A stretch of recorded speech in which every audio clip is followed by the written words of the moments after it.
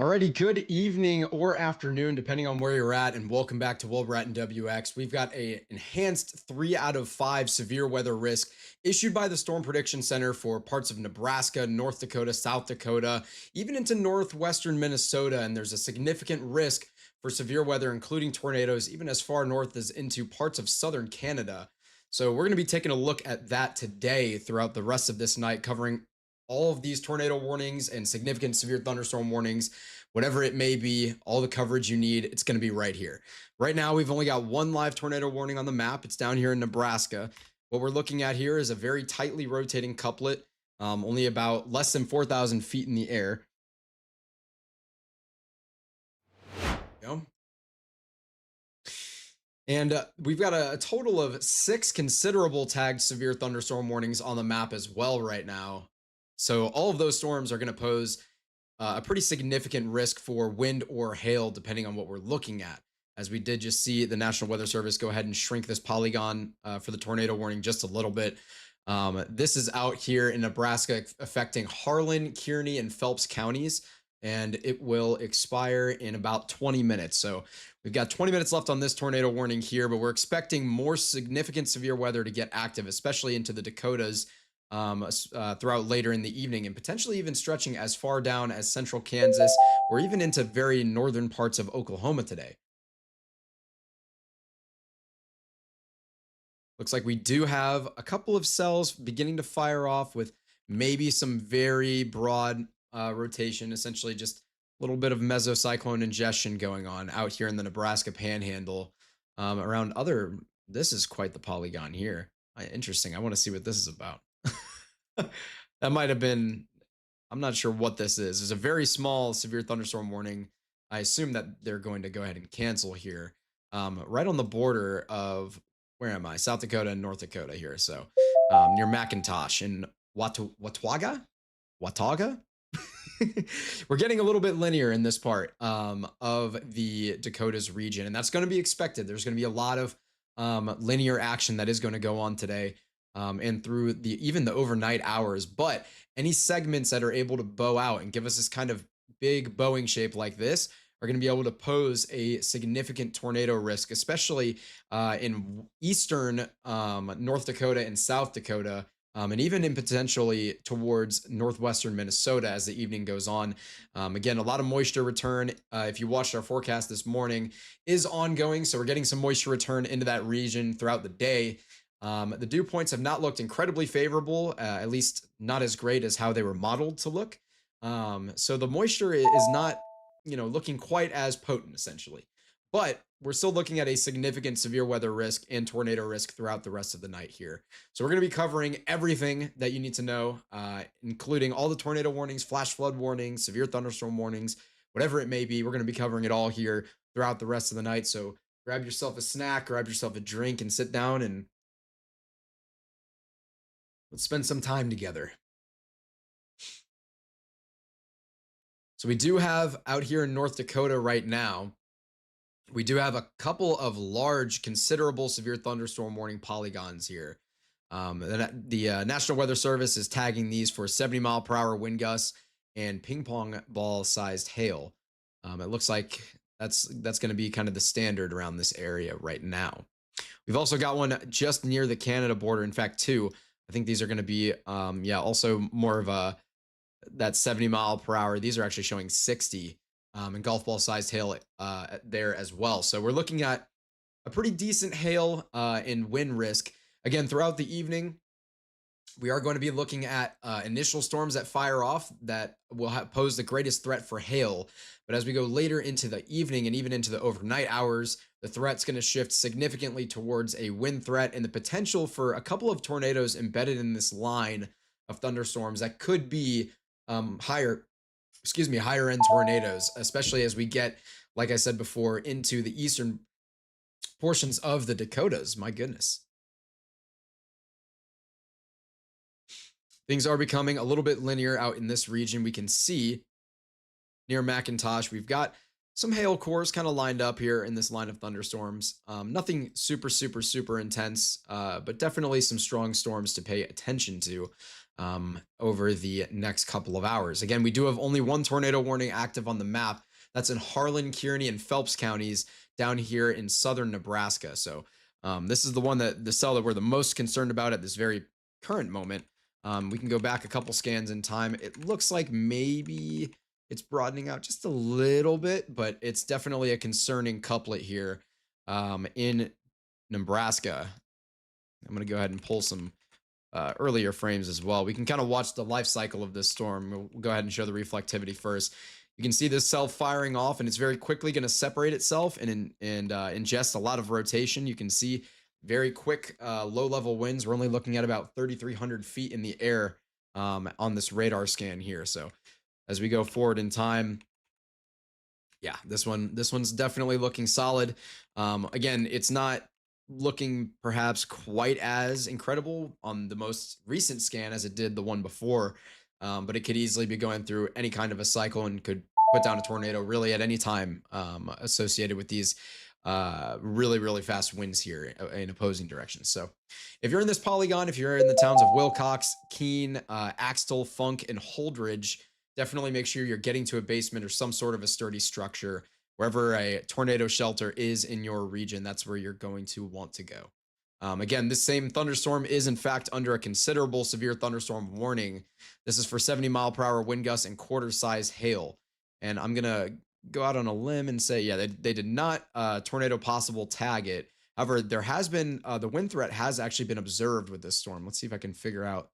Automated weather stations reported gusts near 70 miles per hour. So especially as the storm continues to intensify, or I should say, if it continues to intensify, we could definitely see those winds even increase with gusts inching towards 80 miles per hour. So this is one you definitely want to pay close attention to if you're anywhere in the surrounding regions. My goodness. I'm getting the burps and the sneezes. 2 minutes into the stream, we're cooked. We do have another tornado warning in North Dakota that's just been issued. You can take a look at what's going on up here, as it does look like we've got a little bit of a couplet right here in North Dakota. Yeah, this is definitely a pretty concerning one as well. So we now do have 2 tornado warnings on the map. Looking at reflectivity, we can watch this storm kind of come right up into this area, and we can watch that couplet right here just beginning to develop and tighten out. It actually looked the best one scan ago, but again, this cell could produce a tornado at any given time, essentially. So this is another one where if you're in Velva, Simcoe, Sawyer, Surrey, Granville, Deering, maybe even as far as Bantry or Glenburn, this is a storm that you want to pay close attention to. And again, we're looking at very low levels here. We are right next to the radar. So we are literally looking at less than 1,000 feet in the air. So this is some very strong low-level rotation that could definitely produce a tornado. So this is one you want to be paying close attention to. And even if you're not directly in the tornado warned polygon, there is this larger considerable severe thunderstorm warning polygon that we just mentioned a moment ago. This is for 70-mile-per-hour wind gusts and ping pong ball sized hail. So not a storm that you particularly want to gamble with here. So if you're in that region, definitely get to some sort of a tornado safe shelter.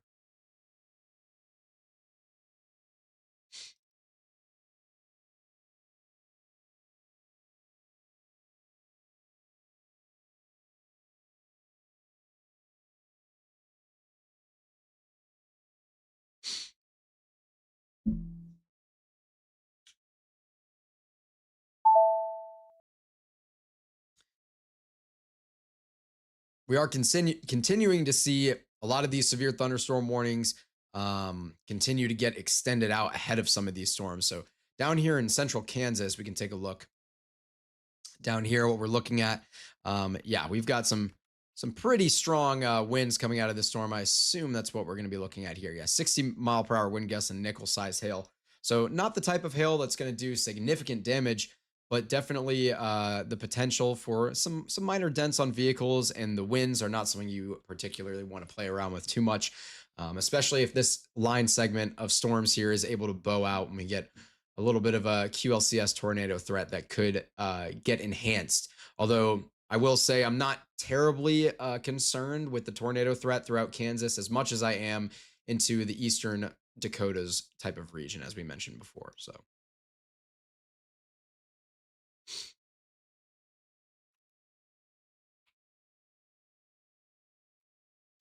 yeah, this storm here near Holdridge and Funk, it's not looking incredible, but it could definitely put down a tornado really at any point if we get any kind of a notching. It looks like right over Holdridge is where I'd be the most concerned at this current moment. So if this thing can get its act together, it could easily put down a tornado. So it's one that you definitely want to pay close attention to if you're in that region.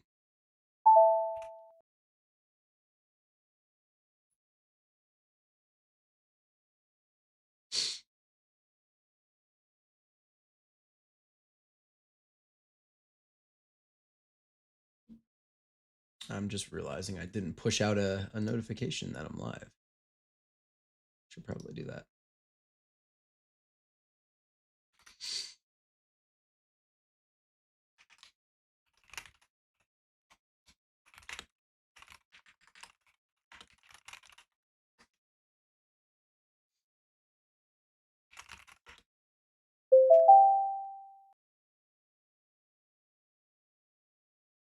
Looks like we did just get another tornado warning here up in North Dakota. So we do now have a second tornado warning. This is the one in northwestern Dakota I was looking at just before we went live. It's in a little bit of a radar hole, but you can definitely see this upper or mid to upper level rotation going on here. They must be seeing something from a different radar that I can't see, at least on this program. But yeah, the rotation is definitely there. They could be looking from one of the Canadian radars just north of the border and getting a little bit of a better picture on this cell. But again, the rotation is definitely there, but we're in a little bit of a radar hole. If you're in Noonan, Larson, or Columbus in northwestern North Dakota, or even into southern parts of Canada here, this is you need to pay close attention to this one as well. It's going to be very difficult to figure out if the storm is in fact putting down a tornado, at least with radar indication. And if we don't have any storm spotters out there, we'll really have no way to know. Let's take a look and see if anyone is out there. Looks like we do have one person out there, Amelia Urquhart, who's up on that storm in northwestern North Dakota. So yeah, it'll be interesting to see what they see, as well as Sam Dienst is up there. So we've got we've got a couple of people on this tornado warn cell, right near the USA Canada border. So definitely one to pay close attention to as well. But we did have that Nebraska tornado warning broaden out. So they've gone ahead and lifted that one. This is the one we were looking at just here a moment ago as we saw it broadening out a little bit. So they did go ahead and cancel that tornado warning. Not terribly surprised, but I also wouldn't be surprised to see it recycle. Nonetheless, you've got a pretty significant wind threat associated with this storm right along this kind of corridor with these very, very strong winds, potentially getting to 70 plus miles per hour, gusting out through this region. So yeah, if you're in Minden, Norman, Upland, Hartwell, Elm Creek, Kearney, these are all town names that we're decently familiar with in terms of severe weather going on in these regions. So if you're in those towns, you need to be ready in Nebraska here for some damaging straight winds, straight line winds, excuse me, potentially. But we are going to shift our focus back up north towards North Dakota, and kind of stay with these two tornado warned cells up here, as we are getting really close to the radar, which is going to make things a little more complicated here for at least this cell, which does looks like it's maybe a little weaker. But again, this is where your couplet would be. I can go ahead and let me go ahead and use pink because everything's so light colored here. This is where your couplet would be, but again, it's broadening out a little bit potentially, and it's also getting really close to the radar. So we're getting a little bit of radar interference. You can see the cone of uncertainty right here is literally just miles from where this couplet is at this point. So that is definitely a concern with getting a good picture on this rotating updraft. But if you're in Granville, this is one that you need to pay close attention to. It could put down a tornado really at any time, as well if you're near Deering. And we are looking at northeast of Surrey, north of Simcoe here, and west of Denby. Denby, I think. Denby, that sounds right. West of Towner as well. We can go ahead and take a little bit of a volumetric scan of the storm out in Noonan. Again, we're really elevated at this point. You can see how far off the ground here that the radar is coming in contact with this storm. But even in the upper levels, we're getting some significant looking a potentially significant looking hail core, I should say. So regardless of the tornado risk here, you definitely need to be worried about hail. And there is most certainly a tornado risk with the storm in Noonan, Larson, and Columbus in northwestern North Dakota, and also eventually headed towards Portal, the border town there at the North Dakota and Canada border.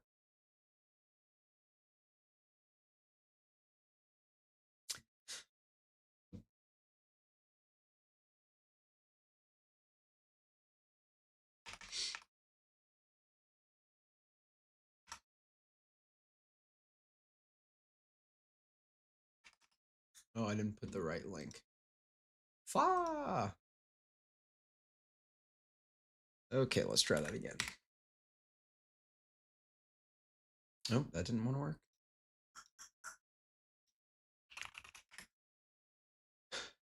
Yeah, okay, it did work. Wonderful.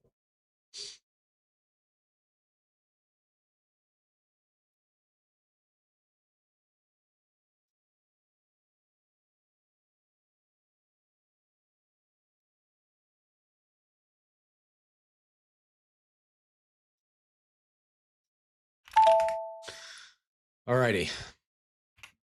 Let's go ahead and check in on our storm down here near the radar.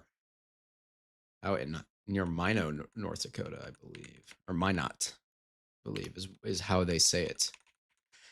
Yeah, this couplet it's not really showing up on radar significantly at this point. Either that rotation has broadened out and dissipated a little bit, or we're just getting too close to the radar. So it'll be interesting to see what the National Weather Service office up there does. But again, this is a very large region of considerable severe thunderstorm warnings with significant wind potential. So these are still storms they need to pay close attention to as they begin to push off towards their north, towards areas like Lansford, Max Bass, Upham, Willow City, even. These are ones you want to pay close attention to. Karlsruhe. There are some incredible city names up here in North Dakota.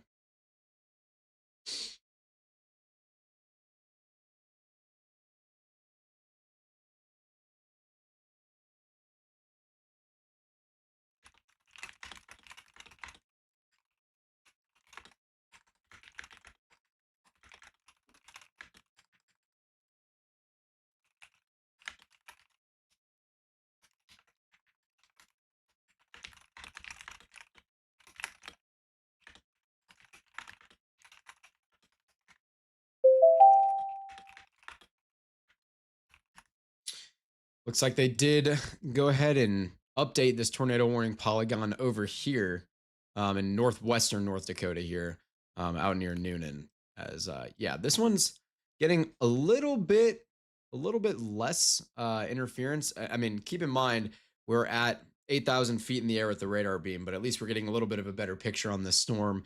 As there's definitely some backside rotation going on here on this cell near Noonan, Larson, and Columbus in northwestern North Dakota. So if you're in the path of this storm, you definitely need to be paying close attention as it does move off in this direction.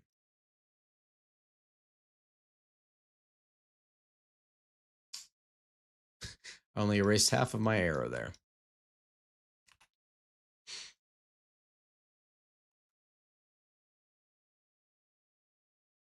Yeah. Things are still pretty messy out here near Minot in the in this tornado warned polygon here. Again, we're getting close to the radar site, so it is a little bit difficult to get the clearest picture when you're that close.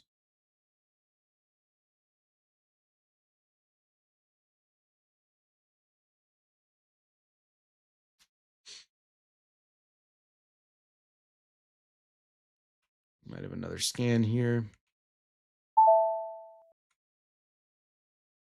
Yeah. Nothing too crazy. Let's take another look at what's going on with this considerable severe thunderstorm warning down in Nebraska. This was previously tornado warned, definitely becoming outflow dominant. And my goodness, This thing's got some crazy winds associated with it. I would not be surprised to see them potentially upgrade this to a destructive severe thunderstorm warning for 80 plus mile per hour wind gusts. This is just a heck of a storm here, putting out some crazy winds. So if you're anywhere ahead of this line here, ahead of this edge of this storm, near Campbell, Bladen, Norman, Hartwell, Minden, Juniata, Kennesaw, um, Eyre, Blue Hill, even out here in southern Nebraska, this is one that you definitely want to pay attention to.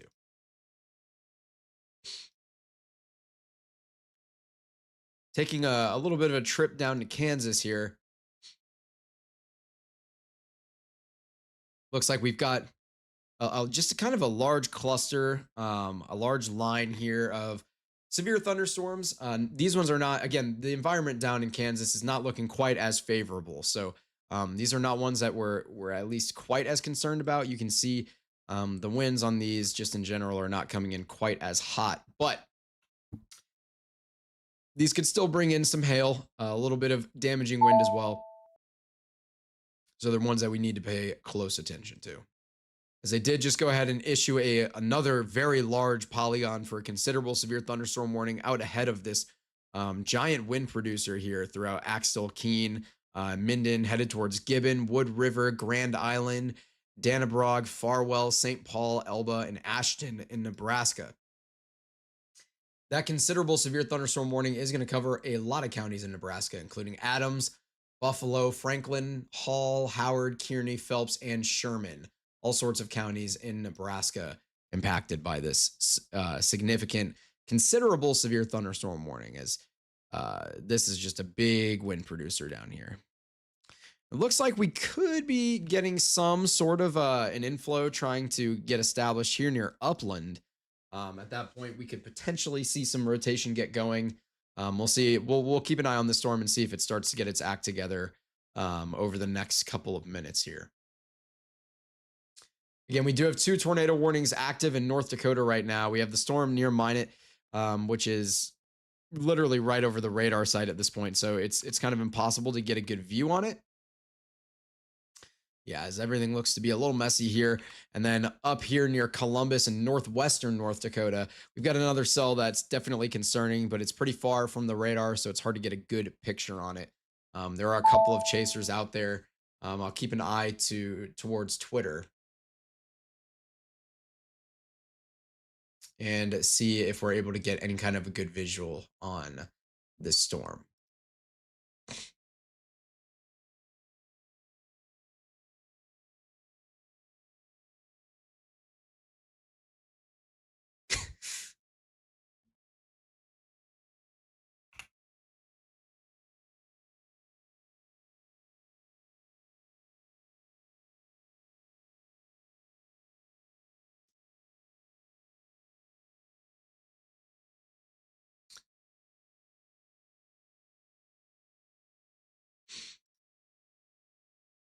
Again, while we've got a quick second to talk about it, let's go ahead and I'm going to draw myself a little circle out here. Let's use a different color. Let's go with pink.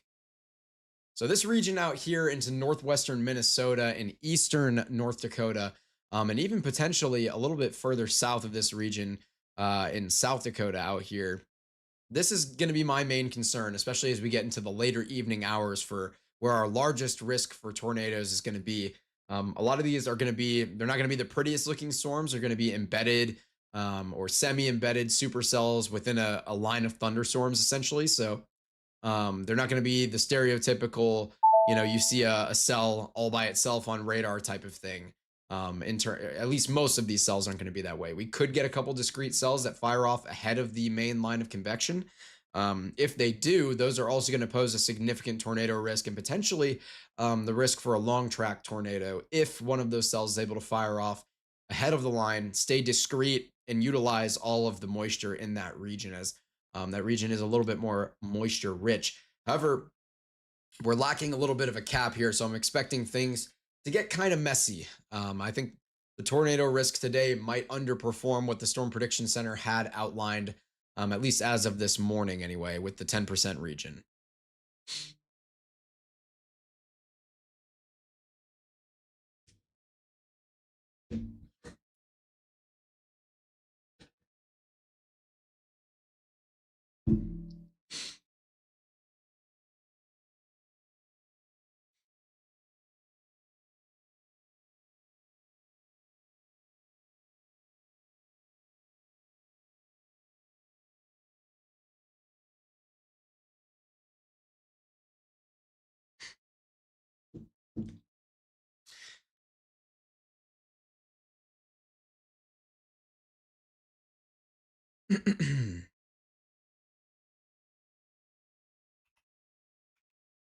Yeah, it looks like the cell up here in northwestern North Dakota is still looking about the same as it was before. Um, it's slightly, I mean, it looks messy, but again, it looking messy is not necessarily indicative of what's going on with this storm, as we are very far from the radar at this point. We're looking at over 8,000 feet in the air. The cell that's near mine, though, that one is still a bit concerning. I can take a look at it. Yeah, see, it's just in the worst possible spot right now. Um, to me, I'm not greatly concerned about this cell at the current moment, but it's directly over the radar right now. So there's no way to know exactly what this thing is looking like, and it's not really in range of the Bismarck radar to get a good picture of it. So it's definitely one we still need to pay attention to. It just doesn't look as great right now, or it didn't at least right before it got within too much radar interference. So again, one that we need to pay close attention to. Don't come out of the basement if you're in one, or out of whatever storm shelter, storm resistant structure that you have. Don't come out of it if you're in this polygon, especially if you're still hearing sirens. And even if you're not, don't come out of it yet. Just wait 25 minutes. It's not going to kill you, but a tornado could. So definitely make sure you're staying in some sort of shelter, as it looks like they have gone ahead and warned this line of thunderstorms we mentioned earlier. It looks, yeah, this is just going to be pretty much a wind risk here, with potentially some small hail as well. It looks like 60-mile-per-hour wind gusts and quarter-size hail is what they've got here. They have gone ahead and updated one of these tornado warning polygons, or perhaps both. We might have seen an update on both of these polygons here. Yeah, this one actually is still looking like pretty decent here in Noonan and Larson. Again, in northwestern North Dakota. That should be up in Burke and Divide counties there. And then McHenry, Renville, and Ward counties are the ones in this tornado warning polygon here near Simcoe, Granville, Surrey, Deering, and Mina itself, I believe. It's just under the radar. unless my memory is failing me on my North Dakota geography here. But again, this entire cell is encompassed by a very large, considerable severe thunderstorm warning polygon. And the reason for that is, again, the risk of significant winds that we've been watching. Actually, it does look like they've canceled this one, though, which is interesting to see. We'll see what happens as it comes out of being directly over top of the radar, and what it looks like going forward from there.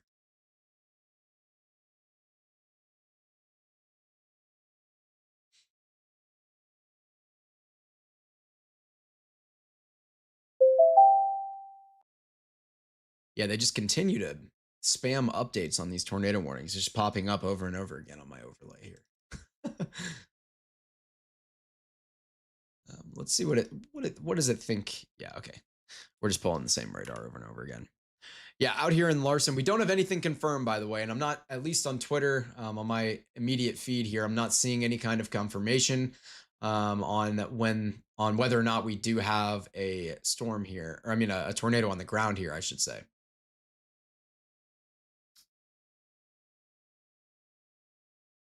With a couplet, again, it looks pretty good, but this is at, almost 8,000 feet here. So it's very hard to tell if we've got a genuine good understanding of what the storm looks like or not, but it's still one to be concerned if you're in Noonan or Columbus near the border with Canada and northwestern North Dakota. So stay vigilant, stay prepared for that one if you're in that region. Meanwhile, here north of Granville it's just not, it just doesn't really look that concerning to me. I don't know if this tornado warning, it looks like it is still ongoing, which is okay. Nothing wrong with that. Better be safe than sorry. Without a doubt, it's tagged for maximum 1-inch hail.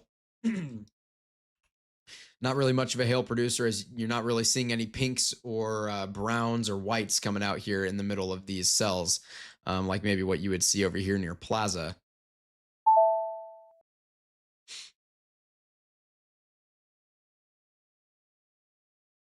Let's go back to Nebraska for a moment here and take a look at this giant wind event that we were taking a closer look at earlier, with the potential for a little bit of notching down here that looks like it's fully worked itself out. So now, well, you maybe potentially have a couple of notch areas up here where you have sort of some couplets maybe trying to get their act together, but this is a destructive severe thunderstorm warning. It's the only one on the map right now. They've got it listed for 80-mile-per-hour wind gusts and quarter-sized hail. So this is a significant wind producer. If you're anywhere ahead of this line, you can already see it pushing out all these types of boundaries here just from its outflow alone. So if you're anywhere ahead of this cell, in this type of region, you definitely need to be paying close attention to this storm for the potential for significant damaging winds. So if you're in Kennesaw, Roseland, Hastings, Prosser, Norman, and Campbell, any of these types of areas, Donovan, you need to be paying very close attention to this storm. If you've got a couple minutes, if you're as far away as Donovan or Hanson or Hastings here, if you need to quickly for 2 seconds run outside and tie something down or pull something inside that would get blown away, definitely go ahead and do that now, as you've got maybe 5, 10, 15 minutes before the storm gets there. But if you're going to do it quickly and be safe. Don't make any foolish decisions that I wouldn't do. And I suspect they're going to let this tornado warning expire here at this point. Yeah. They do still have it tagged for potential straight line wind damage, which completely makes sense. It's looking very similar to our other storm down in Nebraska that we were just looking at moments ago, as this cell is going to continue to push out towards its northeast in this direction, towards areas like Bantry, Upham, Willow City, Barton, Towner, Berwick. What else is out there? Gardena, Overly, maybe later throughout the evening, as this cell continues to push forward into an area of, again, slightly better environmental conditions throughout kind of this corridor here, and in a little bit further south into South Dakota as well. So storms that we need to pay close attention to, as it does look like we're getting some favorable looking morphology, at least here on radar near Larson. So this is one, again, we're looking at it at pretty high altitudes here, but it's still one that we need to pay close attention to near Larson and Columbus up here in northwestern North Dakota, and eventually crossing into Canada. It's a storm that we need to keep a very close eye on in terms of that tornado warning there.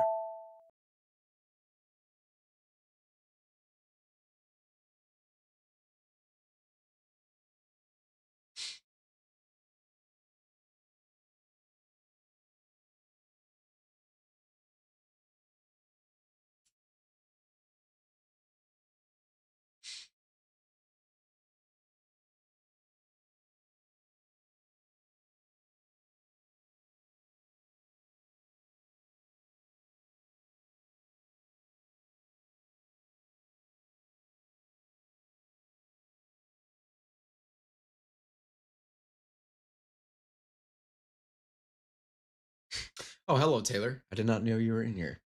We do have one of our other meteorologists, Taylor Hunn, is in the call talking into my ear, or not talking into my ear, but she's here.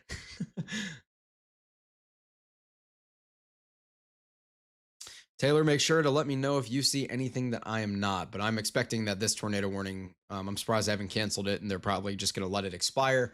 The one in northwestern North Dakota is the most concerning right now, but again, we're looking at very high level um, winds at this point. We're looking at, where are we, around 7,000 feet in the air at this point. So it's hard to get a good lower level picture on this storm, but still worth being in the shelter. Yeah, you can talk.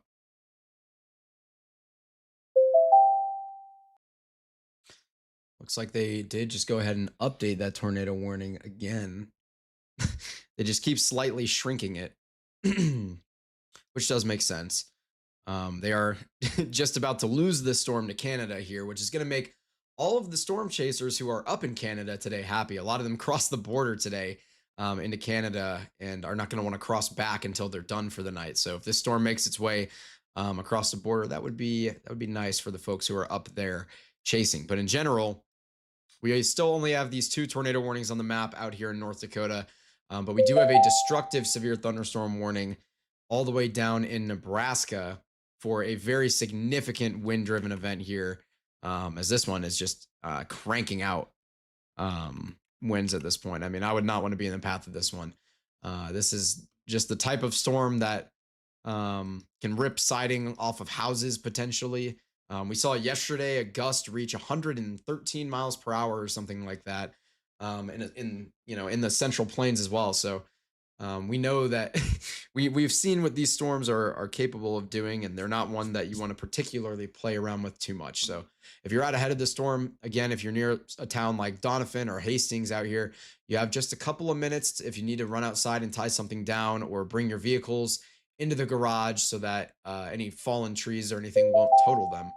Other than that, stay inside and do not interact with this one. Just let it pass.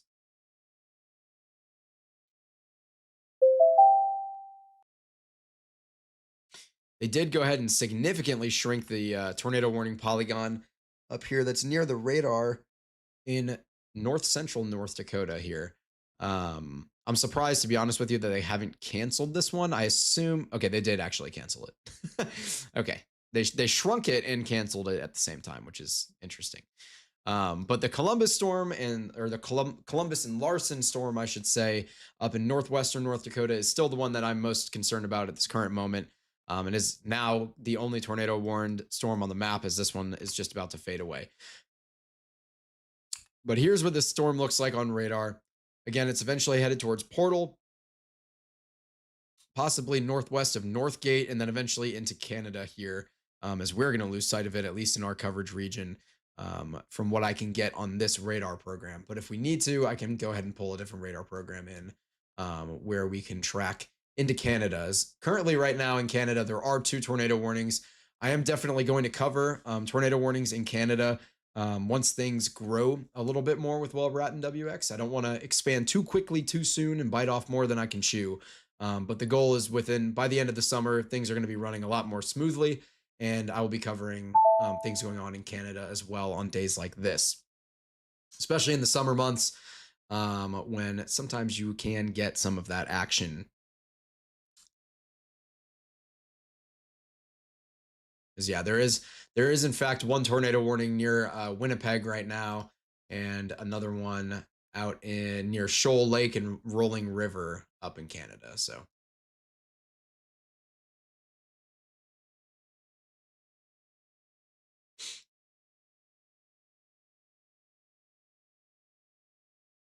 there is a severe thunderstorm warning issued for this large cluster of thunderstorms near Stanley. It looks like maybe we're trying to get a little rotation going here. The cell might be trying to get its act together, so that's definitely one we want to pay attention to over the next couple of minutes.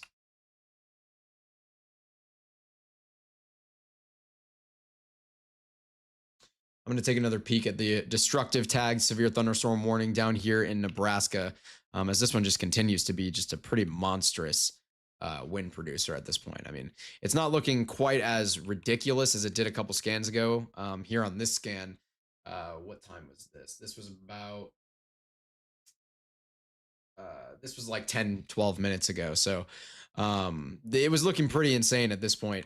It's not quite as monstrous now, but it's still a very significant wind producer. And if you're out ahead of the storm, you need to be paying close attention. Is that the edge of that wind basically is coming through around Holstein, near Assumption, probably just past Kennesaw right now, and headed towards Prosser, Juniata, Hastings, Hanson, Doniphan, Pauline, and Eyre as well, and eventually towards Glenville and inland. So again, we're in southern Nebraska here with this storm. And this is one that, while it's not a tornado, it can produce tornado damage with if you do get any kind of gust that reaches, around 90 or 100 miles per hour. I believe this one is tagged for 80 at the minute, or let's see. Yeah, 80 mile per hour wind gusts and quarter size hail. That is, again, low end tornado damage that you can get just from the outflow of this storm. And you can see the outflow of this storm kicking up all sorts of dust and precipitation, or at least air that's being forced up and condensing slightly, where you can see it's being picked up on radar. As I can go ahead and highlight this region a little bit better, where targets are being picked up on radar because the outflow from the storm and the winds are just so powerful that it's pushing stuff up in the air enough at the boundary of it that it's being picked up on radar. So definitely one we need to continue to pay close attention to. But as we know, the only tornado warning that's active on the map, at least this one was canceled. Um, but we have one tornado warning that's still active on the map near Larson and Columbus. This is still the one I'm the most concerned about, and it's actually been looking better and better by each scan. And we are getting a little bit lower with each scan as well. So the low levels, or at least the lower half of the mid levels, I should say, are looking increasingly concerning for the storm in Columbus. There are a couple of storm spotters out there, so it's possible we could get a visual on this in a little bit. We have Amelia Urquhart, Sam Dienst, Scott Aspinall, Harry Himanshu, I think. Yeah, and then Craig Bohm, who are all out there on this storm. So if we get any kind of a visual on Twitter or anything, any kind of a social platform, I will definitely show that.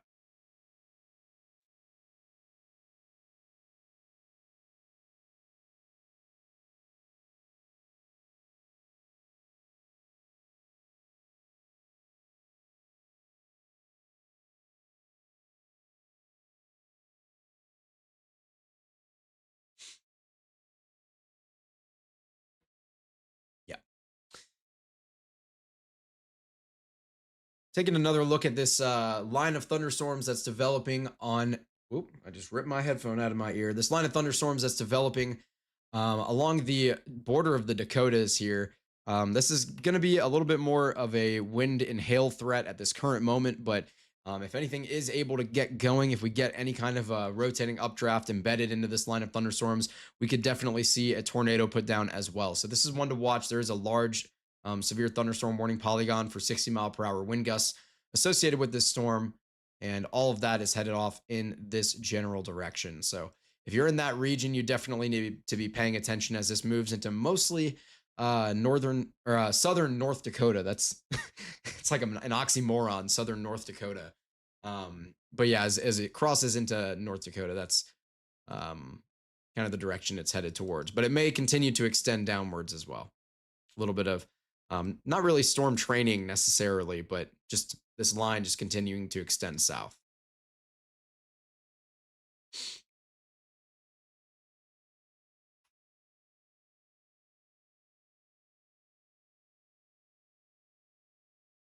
Yeah, the latest scan on this Columbus storm is probably the most concerning scan we've seen so far. So if we were going to get a tornado, it would be headed, it would be near Columbus and headed towards Portal and eventually into Kansas, into Canada, excuse me. So if you're anywhere near this storm, definitely make sure that you're in some sort of a storm shelter.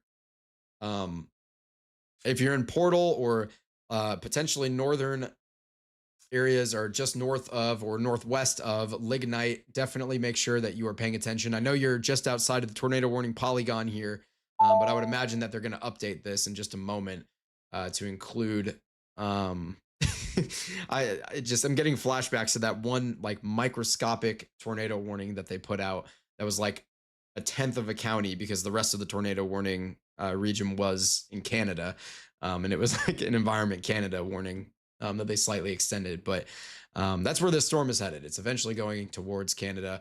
We've got a tight rotating couplet here. Again, we're looking at kind of the mid levels, but it is headed towards the portal area. So definitely make sure if you're in that region that you are getting yourself into some sort of a storm shelter.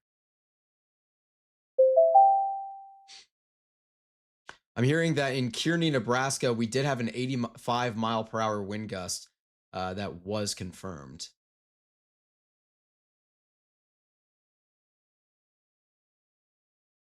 It looks like we did have another considerable severe thunderstorm warning issued on this storm up here through areas like Russell, Newburgh, Kramer, Gardena, Ekman, Upham, and eventually headed towards Botno, Source, Landa, and West Hope and Antler. This is all a very significant wind threat is what we're going to be looking at here. Not too significant hail, but we have 70-mile-per-hour wind gusts, and that's going to be the type of wind gust that, again, it can produce very low-end tornado damage just from those wind gusts alone, especially if you can get a little bit higher than 70 miles per hour. So if you're in the path of this storm, definitely make sure that you're being attentive.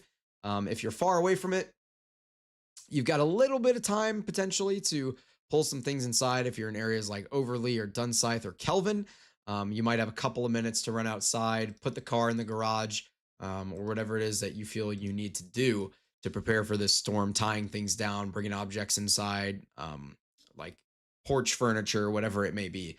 As this storm is definitely headed your way and is going to be a pretty significant wind producer here. This cluster of storms near Stanley, again, it's kind of looking like it wants to get its act together a little bit. It's not anything I'm super concerned about right at this current moment. And the cell out ahead of it here near Tagus and Palermo is going to be a limiting factor as well. If they kind of collide, it's going to limit any potential tornado risk. But the risk for hail and wind damage is definitely still there with this storm as it continues to develop here.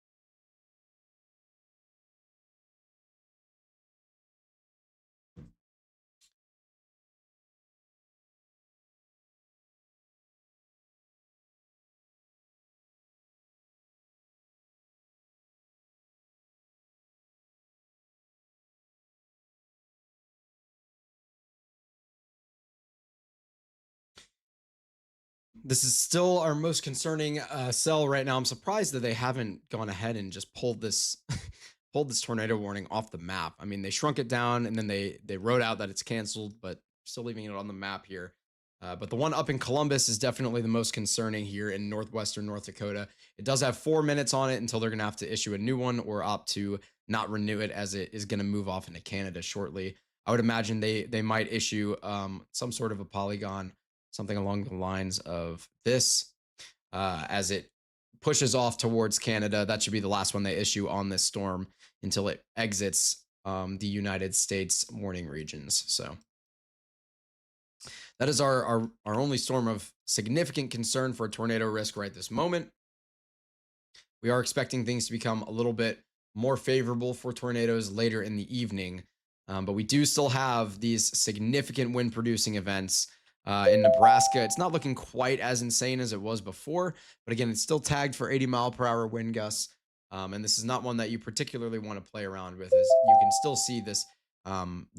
Oh, I clicked the highlighter again. I don't know how I keep doing that. As you can see, this outflow boundary kind of getting kicked out here and stirring things up as it pushes out with these very, very strong winds, pushing, I mean, way out ahead of where the precipitation is. You can see a significant gap being built here, which is pretty indicative of these very strong winds. It looks like they did go ahead and lift the original tornado warning there. So now we're just looking at the Columbus tornado warning, which is, yeah. If we were going to get a tornado, it would be headed directly towards the town of Portal right now. And yeah, that is definitely the most concerning spot on the map for any kind of an immediate tornado threat. I'm not seeing any kind of indication that there's a tornado on the ground at the moment, but there's definitely a tornado threat with this storm. And we have no confirmation from anything that I've seen on Twitter or other social platforms that I've been kind of monitoring in the background that we do have a tornado on the ground. No confirmation on that. No confirmation of any kind of a funnel cloud or anything like that either.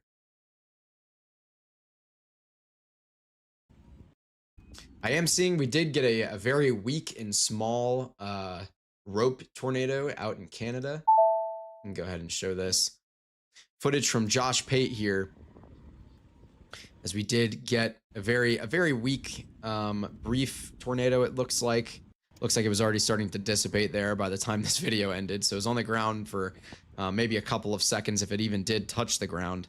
And so if we did get a tornado there, it was definitely pretty weak, and that was up somewhere in Canada. He doesn't say in the post, but that was 57 minutes ago.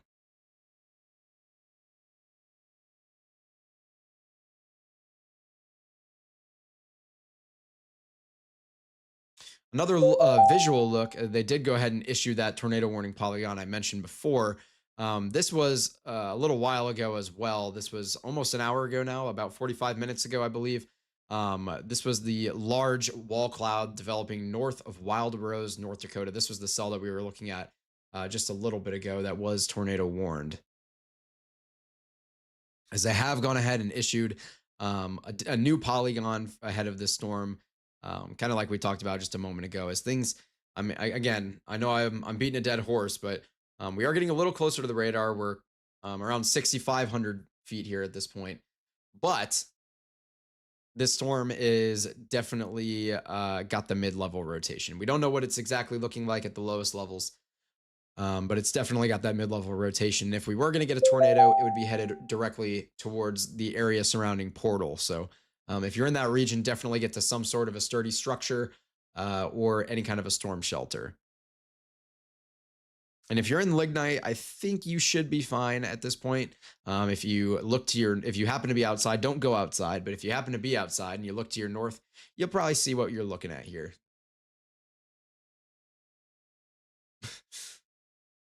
What is this? Why is this being sent to me right now?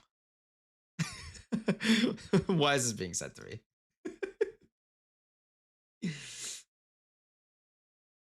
While we do have a quick minute to talk, I guess this is a decent time to mention that I will be appearing on Mark Sudduth and CJ Morgan's show tomorrow morning. So out on Hurricane Track, they're very widely, or at least Mark's very widely followed platform. You can go ahead and catch me there at about, I want to say 9 a.m. Central Time, if I remember correctly. So you can catch me on there. We're going to be talking about all sorts of weather phenomena, as well as my plans here at Will Bratton WX. So definitely tune into that if that is something of interest to you.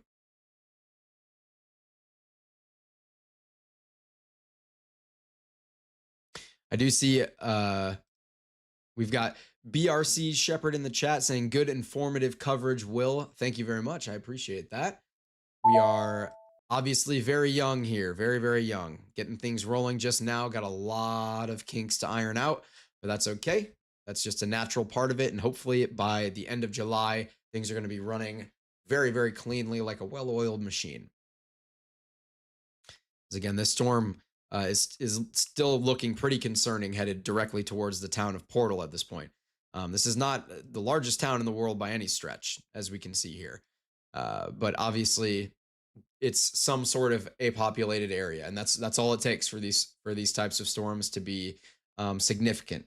It just depends on who's out there. So I just hope that no one is getting impacted by this tornado if there is one. Yeah, as all these radar scans are definitely looking like the mid-level rotations there, and we could have a tornado. They do have it marked for tennis ball sized hail now at this point. I guess I haven't been paying close enough attention to this hail core. I could have taken a scan of it a little bit ago. But again, we're so far away from the radar here. It's hard to get a good picture of it. It's definitely possible that we've got some large hail going on in this cell just west of Portal and into the very southern parts of Canada down here. Okay. Yeah, and that is our only tornado warning polygon on the map right now. We do have this considerable severe thunderstorm warning, more of a wind producer up here in northern North Dakota, as well as the destructive severe thunderstorm warning down in southern Nebraska here, which again, I know I mentioned earlier, this storm is calmed down a little bit. It's not looking quite as violent as it was before. It was almost as if it had like kind of a dissipating downburst, and we could see the storm start to kind of fall apart, which would be both good and bad. It would be good because the storm's falling apart, but it would be bad because it would present the opportunity for all of these boundaries that it's been pushing off to initiate other areas of convection and interact with them to potentially generate tornadoes and stronger storms in those regions. So that's something we need to pay close attention to over the next couple hours.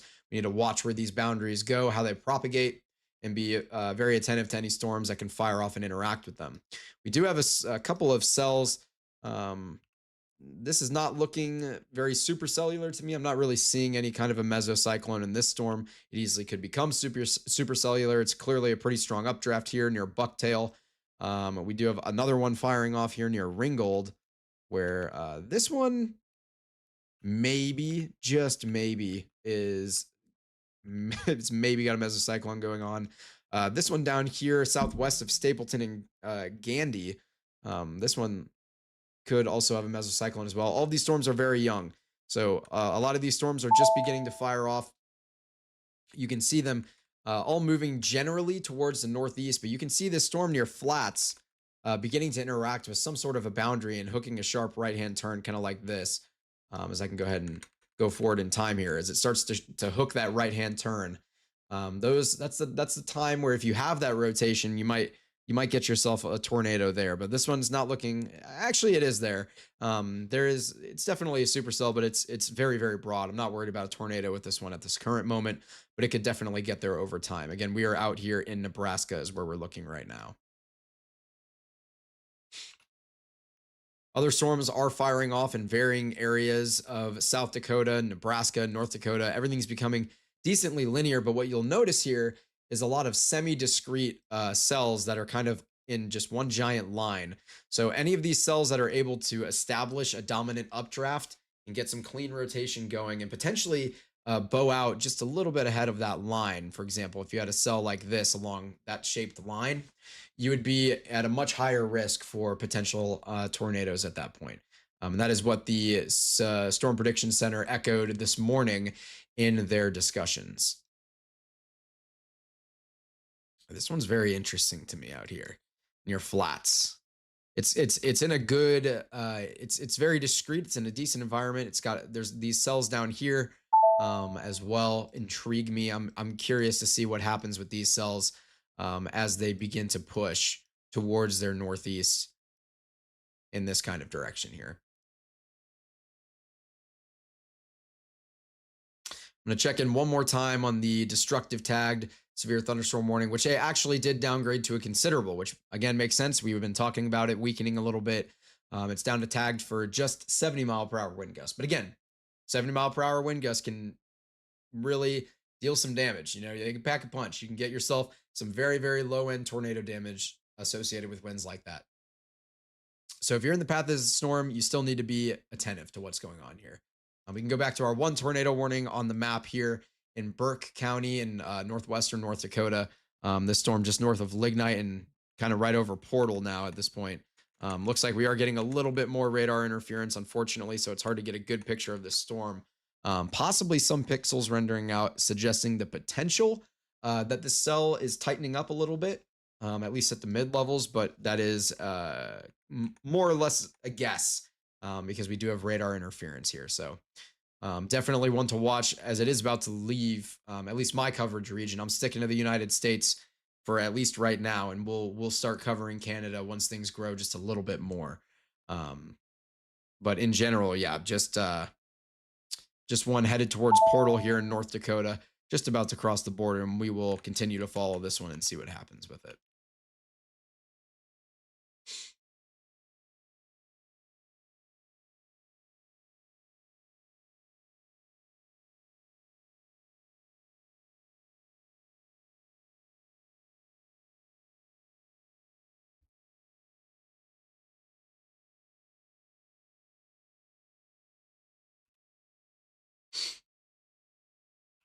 The storm that we were talking about earlier having a potential risk looks like it's trying to get a second updraft going here near Palermo and near Stanley. So that's an issue, or not an issue. That's a region that we could definitely look out for the potential to get a brief tornado. I'm not worried about anything super long tracked or violent or anything like that at this point associated with this type of a storm. I'm not really that terribly concerned with violent tornadoes today or in the next couple days in general. That's not really something that I'm expecting. It's definitely possible, but very, very unlikely. We're more looking at just general to maybe slightly strong tornadoes over the next couple of days, especially tomorrow and Thursday with the potential for slightly stronger tornadoes. But yeah, here near Palermo, yeah. Okay, nothing really going there. That secondary updraft kind of suffocated. This is going to become just a giant cluster of thunderstorms. Not really anything terribly concerning for a tornado threat. However, the wind and hail threat will continue to be prevalent in that area. As our portal cell is Again, lots of radar interference, but just a couple of pixels suggesting that maybe it's tightening up. So this is definitely one we want to be concerned about. I wish we had some sort of a view on this storm here.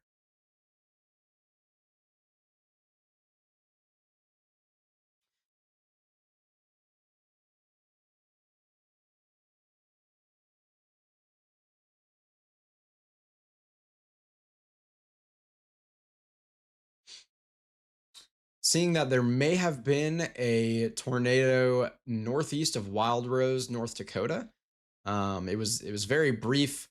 It honestly looks a little more like a land spout to me than a tornado. I'm seeing video of it. I can go ahead and show it. It's from Jaden Pappenheim. There it is. It's ripping. Tornado in progress. Go ahead and mute that. It's possible this is more of a land spout. I mean, the funnel's definitely not condensed. That part's obvious, but it definitely could be a rotation attached to that updraft there. It's a little bit difficult to say based on where that dust is kicking up at the start here. Yeah, this is that makes me think that this is potentially more of a land spout here. This angle right there. So.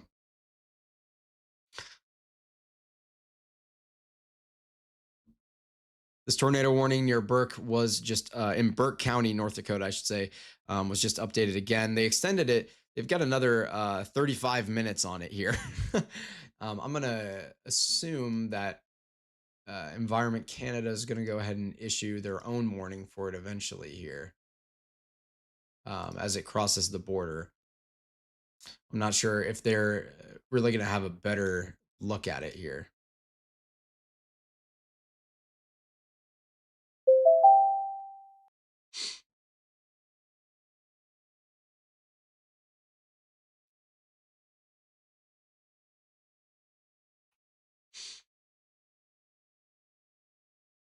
Yeah, everything looks to be a little bit messy, and that's okay. That is okay. We like things messy if we don't want to have tornadoes that deal damage to life and property. So, another look at our considerable thunderstorms, considerable tagged severe thunderstorm warnings down here in Nebraska. We have, again, just a very wide region where damaging winds are going to be increasingly possible here. As this storm is still weakening just a little bit. But you can see these polygons have been extended very far out in advance of this storm. The National Weather Service is trying to give good lead times on these types of storms to ensure that people are staying aware of these types of threats, because the tornado sirens aren't going to go off for something like this. Obviously, it's not a tornado warning. So getting that knowledge out to the public as quickly as possible is essential, because a lot of them aren't going to see it immediately. Unfortunately, that's just kind of the way it is. So yeah, definitely a concerning one here. But again, it's not nearly, I mean, not even close to as bad as it was about 20 to 30 minutes ago.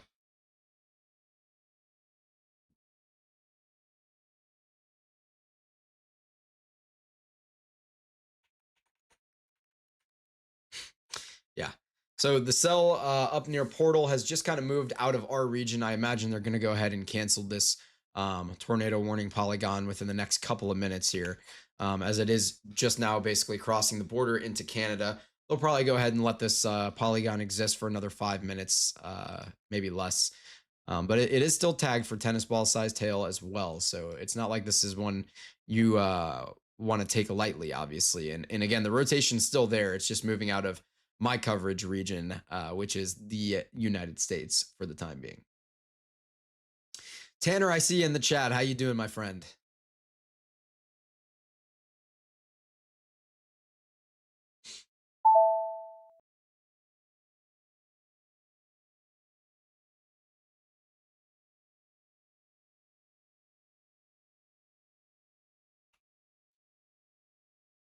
These storms are pretty impressive with the winds out here. My goodness.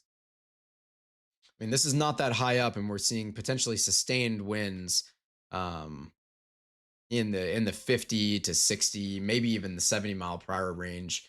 Only like 1,000 or about 2,000 feet in the air, I should say. So definitely impressive here. It makes sense that they've got this considerable tagged on the severe thunderstorm warning, and they do have it for 70-mile-per-hour wind gusts and quarter-size hail, which makes sense.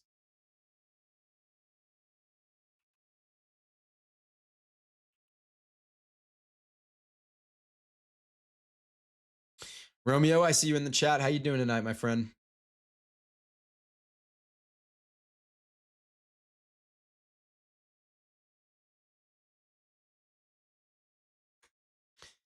Yeah, nothing on the map is looking terribly, terribly concerning right now. But again, I'll use this as a good opportunity to go ahead and um, make a point to our primary region of concern, which is later throughout the night as storms move into this region here, into the eastern parts of the Dakotas, and even into potentially northwestern Minnesota, especially in this section up here is where I'm most concerned. The most moisture return has been in that region. The winds are well backed at the surface. You have the upper level support. You've got the instability. It's not a flawless setup by any chance, or by any standard, I should say. It's got it's a little bit thermodynamically limited, and the surface moisture isn't incredible, but that is definitely the greatest region of risk on the map, at least as things currently stand. For tonight's setup, anyway. Of course, tomorrow is going to be a whole different beast, and we're going to have videos and broadcasts covering tomorrow as well, which is going to be more of a threat towards the Wisconsin type of region.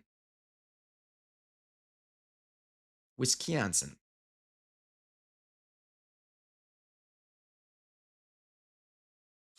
Romeo says he ate some Chick-fil-A. That's good. Chick-fil-A is good. I like Chick-fil-A. They got good lemonade. I'm a big lemonade enjoyer.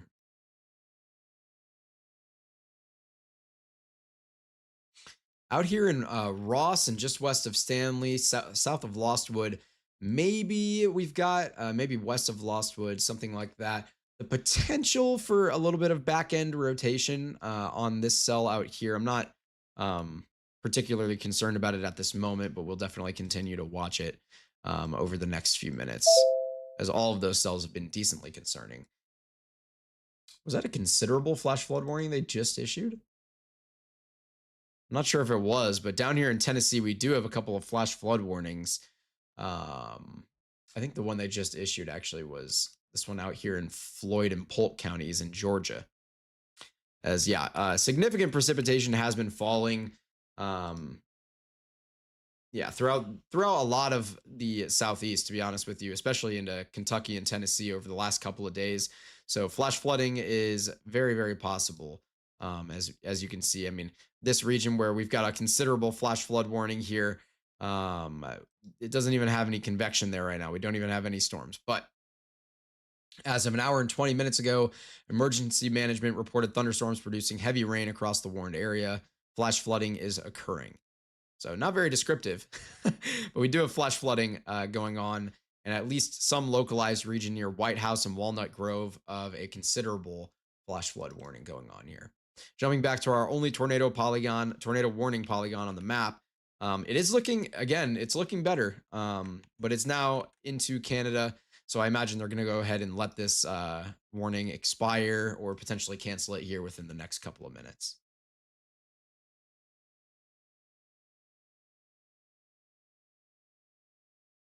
Okay.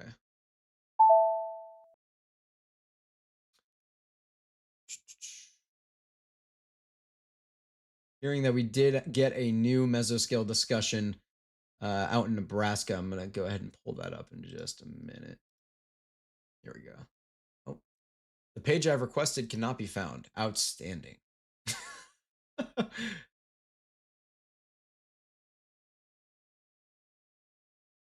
Okay, I'm hearing that they're concerned about the low-level jet tonight with their mesoscale discussion, which is something that we mentioned a little bit ago as well, and we talked about a lot last night with the evening hours, kind of bringing in that low-level jet as the sun goes away, basically, and we lose our battery. What that causes is at 850 millibars or so, those winds are just going to speed up. The friction and turbulence is not going to be as prevalent. Those winds are going to speed up, and that can enhance the inflow of some of these supercells if they are able to stay discrete. So that is definitely something that we need to consider going into the later hours here. And again, that was down in Nebraska here. So definitely growing concern for parts of Nebraska. They did go ahead and issue a considerable severe thunderstorm warning. This cell, I think it swallowed one of the other cells that was out here, or maybe it's just no. I think this thing's just growing like crazy. Let's go ahead and take a volumetric look at this and see this hail core. Yeah, you can see this hail core. You can see this purple that's being suspended over nothing underneath it. It's a very strong updraft going on here. Out this is where are we at? We're in like central western Nebraska, basically. This is a storm that we need to pay close attention to for a hail risk. I'm gonna take a peek at this. I'm assuming it's a hail risk. Yeah, golf ball sized hail and 60-mile-per-hour wind gusts. So this is a considerable severe thunderstorm warning. They have just condensed it a little bit. You can see a very broad rotating mesocyclone associated with this storm. This is a very powerful updraft that could produce some significant hail, especially if it can continue to ingest warm, moisture-rich air over the next 30 minutes or so. We do also have a lot of severe thunderstorm warnings, just kind of wide polygons active out here in western Kansas. These intrigue me.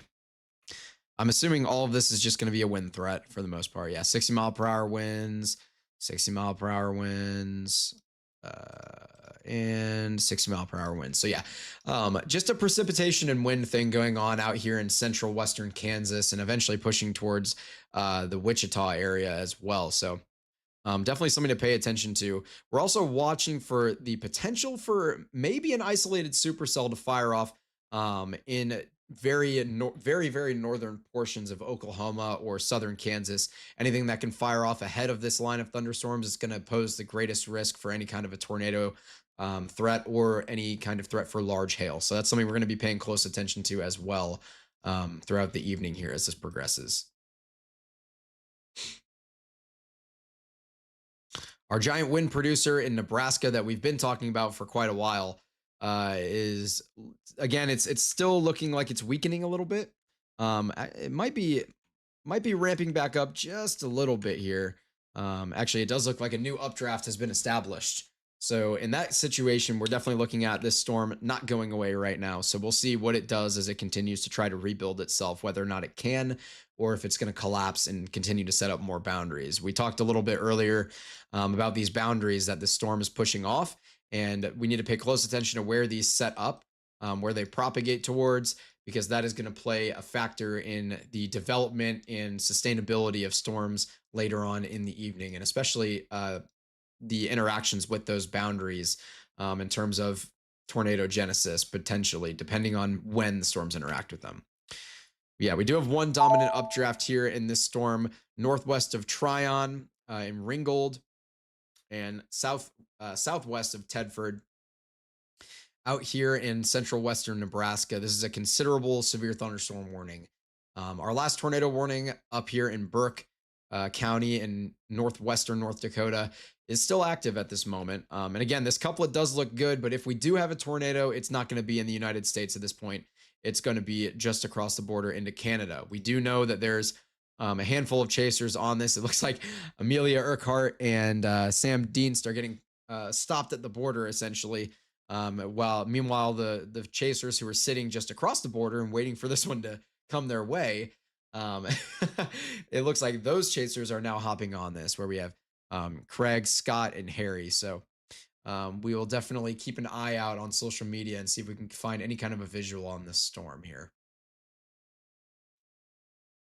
In other news, Environment Canada did go ahead and issue a tornado warning for that cell just north. We can't see it on this view here, but I can go ahead and show you briefly on Weatherfront here. You can see they have issued a tornado warning that really honestly doesn't cover the couplet all that well. So we'll see that they'll probably go ahead and issue another square tornado warning. They issue interesting shaped tornado warnings and severe thunderstorm warnings in Canada, as you can see on this map here. They don't do it quite the same way that the National Weather Service does here in the US of A, but Yeah, I assume they're going to go ahead and issue or at least extend this polygon a little bit here. But again, we're not too concerned with Canada. The National Weather Service has gone ahead and shrunk this warning down even more. So it is a very, very small tornado warning at this point. But it is the only one that we have on the map. And we're expecting that to change a little bit later in the evening as storms move into the same region that I continue to highlight, into the eastern portion of the Dakotas and into northwestern Minnesota.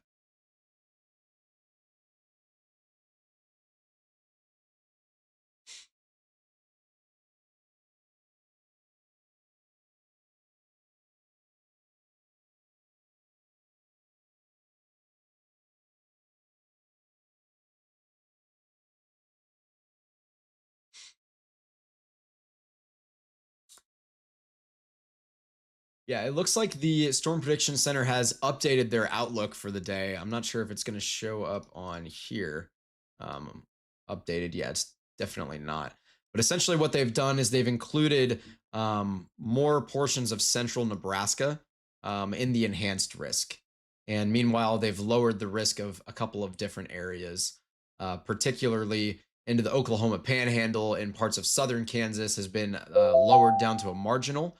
And then we also have the slight risk that was in place over Western Kentucky has been completely taken away. And we do now have a marginal risk that is into Indiana and Western Ohio. I can go ahead and I can show that image here just a second. Hello. And here's that image here. So here's the update from the Storm Prediction Center here for today's outlook through the rest of the night. This is going to run until into the overnight hours until about I think 7 in the morning or something like that Central Time.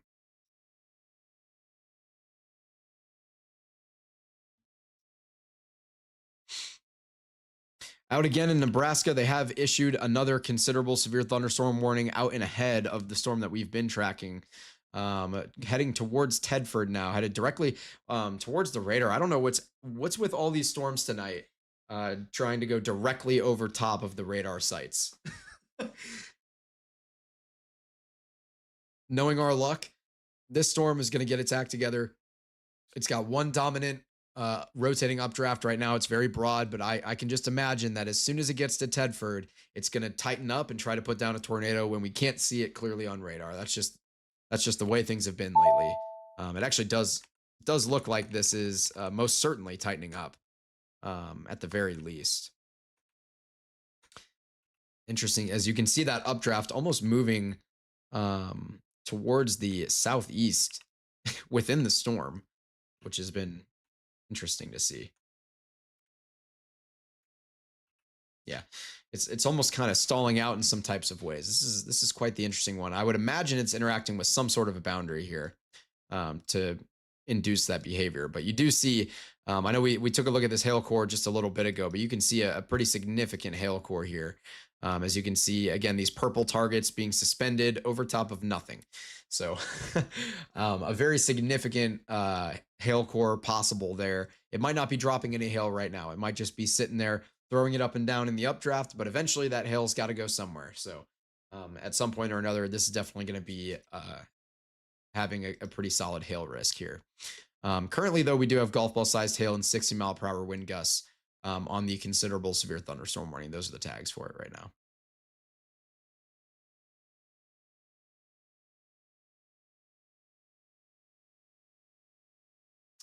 And it does look like maybe they're about to cancel this severe thunderstorm, or I mean, this tornado warning here, as this cell is now very convincingly into Canada. I'm honestly pretty surprised this polygon's still on the map.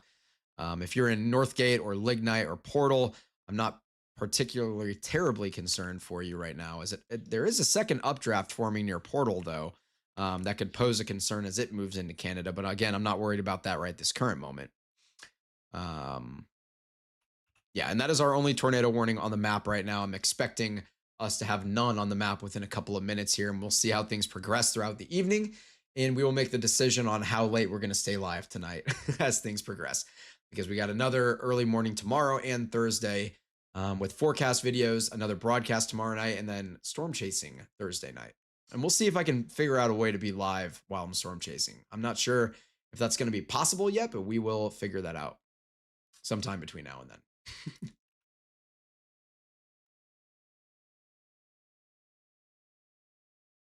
I will say the cell that intrigues me the most, by far, is the cell that's headed towards Tedford. This is definitely the one I'm the most interested in. Is, yeah, I mean, this thing is literally getting better with every single scan right now in terms of its low level rotation. We're only at about 2,000 feet here, so this is definitely a cell that we want to pay very close attention to over the next few minutes. You can see it does look like, I don't know if that's its own outflow. I haven't been watching it quite closely enough. Where did my pen go? There it is. I'm not sure if this is most likely its own outflow, but if this is some sort of boundary, potentially something like this, some boundary that it's interacting with, that could definitely aid this storm as well. So we need to pay very close attention to this one. I didn't see a boundary set up in this region, but it's definitely possible that there was one. A lot of times they are very difficult to see, and I haven't been monitoring the radar all day due to work. So down here in Stapleton, you do have an extremely weak mesocyclone trying to develop. This cell is not super concerning right now, but it's got a lot of clean air out ahead of it, so it'll be interesting to see how it develops. It could definitely be one that takes advantage of the environment and is able to become, or develop, a tornado risk, I should say. But yeah, this cell just southwest of Tedford, this is the one I'm definitely the most concerned about right now.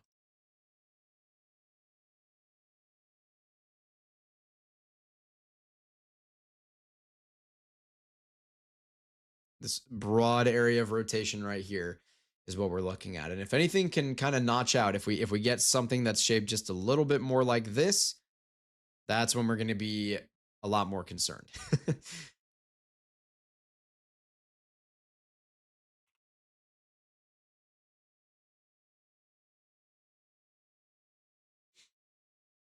I wish my METAR was working.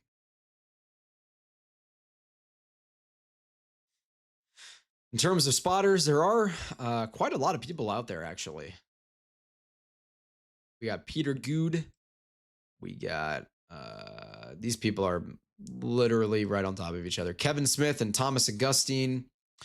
We got Tim Marshall, Chad Casey, Robert Bennett, Mary Para, David Mayhew, Mike Grosso, Greg Ansel, all sorts of people in the area here. Meinhof Kirsting as well. It's a heck of a name. Sounds German. Meinolf Kirsting. Interesting. Let's take another look here. How are things progressing? The storm. Yeah. Okay. It's not looking quite as amazing as it did about 2 scans ago, but this is still one to be concerned. Well, okay. Maybe it is. Yeah, I mean, it's definitely there. It's definitely got a strong updraft.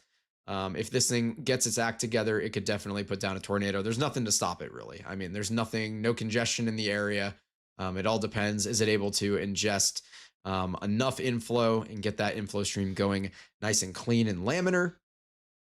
And is it able to get some spin going at the low levels? So we're going to keep a close eye on that one here, as our last tornado warning is just on the verge of expiration here.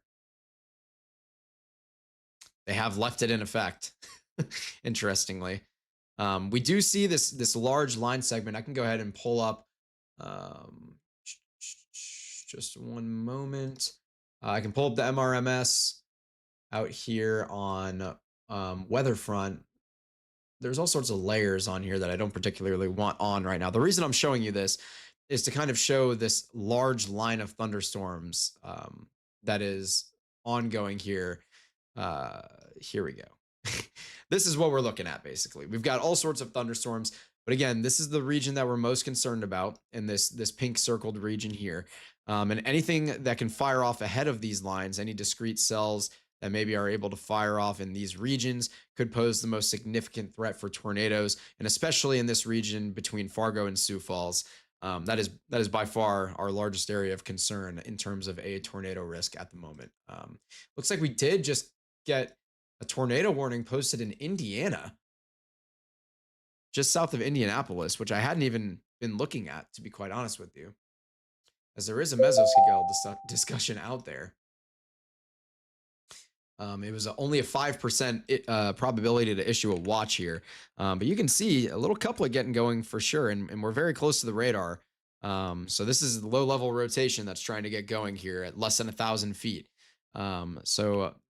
Yeah, you can see it trying to hook out, and you may actually have a tornado on the ground here. I think actually it's possible that you've got a small tornado on the ground here, just south of Indianapolis right now, near Trafalgar, north of Morgantown, and east of Martinsville. We might have a tornado on the ground here. It is difficult to tell for sure. There's a little bit of a CC drop. It's not super potent. It's not screaming at me, but it matches the thresholds that we have set. It's in line with your velocity couplet.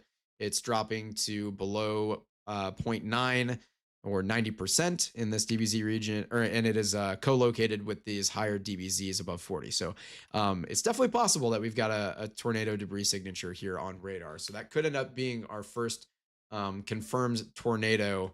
We'll see what the National Weather Service thinks, especially over the next scan. In Indiana, of all places. What's up, Romeo?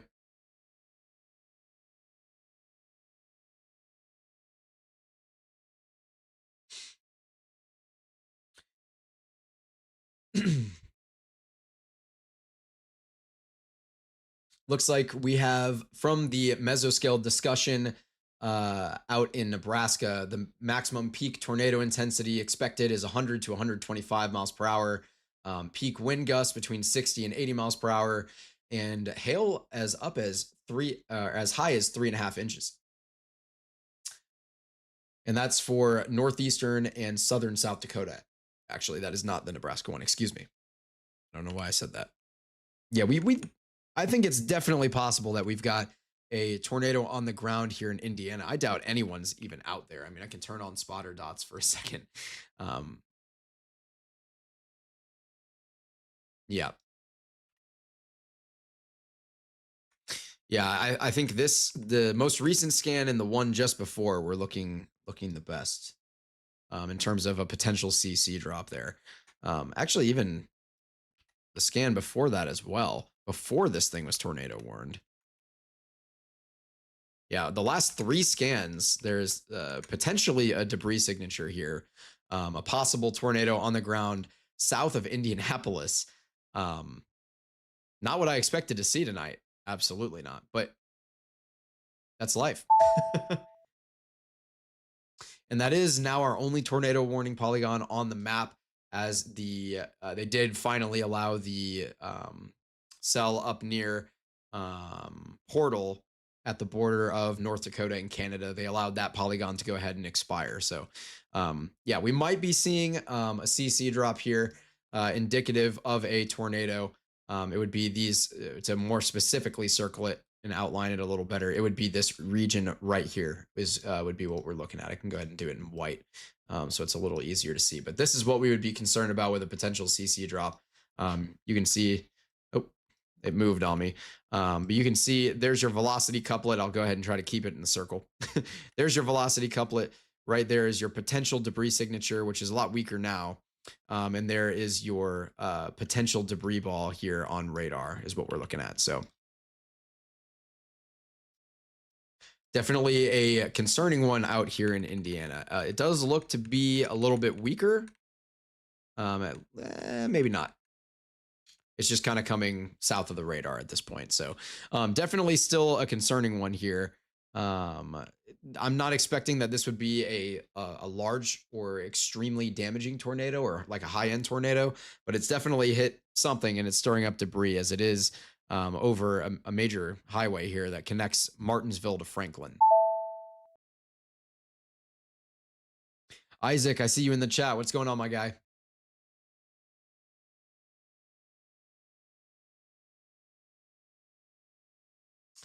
Not seeing anything on social media right now with oh, okay. Here we go. There we go. We got it now. Here we go. Jaden Pappenheim. He's got a big time tornado in progress east of North Portal, Saskatchewan, is viewed from the US side. Insane drone videos soon. So, this is what we were just looking at a little bit ago. That warning that we allowed to expire as it was headed into Canada. Here's a look at that tornado. Full credit goes to Jaden Pappenheim. Just an incredible photo. I'm excited to see that drone footage later. I'm gonna go ahead and repost that. That's a heck of a shot right there. So, yeah, definitely at least one confirmed tornado on the night, and possibly a second one here in Indiana, of all places. That is just not what I expected to see today. As you can see, I mean, here's your first iteration of the potential debris ball. Here's your second one. Here's your third one. And there's your fourth one, which looks a lot weaker. Here's where we're currently at, which looks even weaker here, but it's definitely possible. Down here, south of Indianapolis is where we're at. Just wow. Southwest of Bargersville, excuse me. My goodness. And northwest of Trafalgar, north of Morgantown.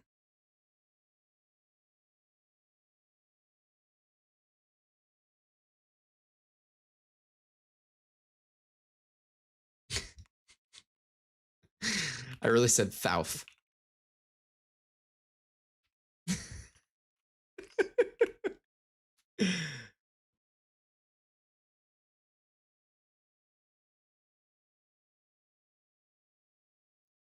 Lorian has just informed me of some very important information that the Colorado Rockies are destroying the Chicago Cubs right now.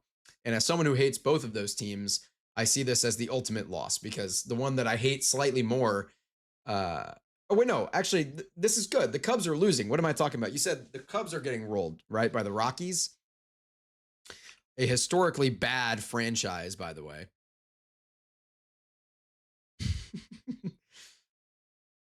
Lorian is not happy with me at this current moment. Just going to take another quick look at these flash flood warnings down here in Georgia and Alabama. In Alabama, we've got DeKalb and Jackson counties here as emergency management reported a lot of heavy rain, basically, resulting in 6 inches of water. And 6 inches is quite a lot. And then in Georgia, you have Floyd and Polk counties affected by this flash flood warning, where they've gotten 2 to 3 inches in an hour, which is also that's just a significant amount. But in Johnson and Morgan counties in Indiana, that is where our only tornado polygon, tornado warning polygon, I should say, is at this current moment.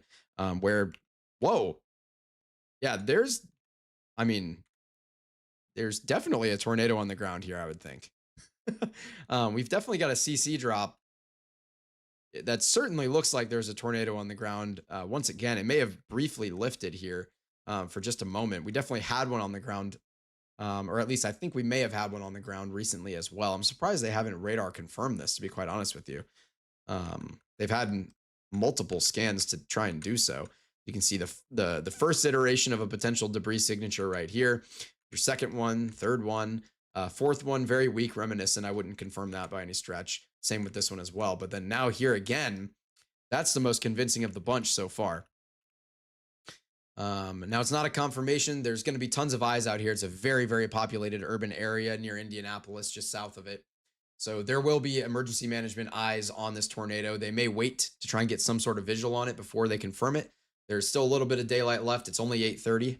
And actually they are, maybe not then, because they're in Eastern time. I believe they're in Eastern time. So they would be actually at 9:30. So there would not be much daylight left there.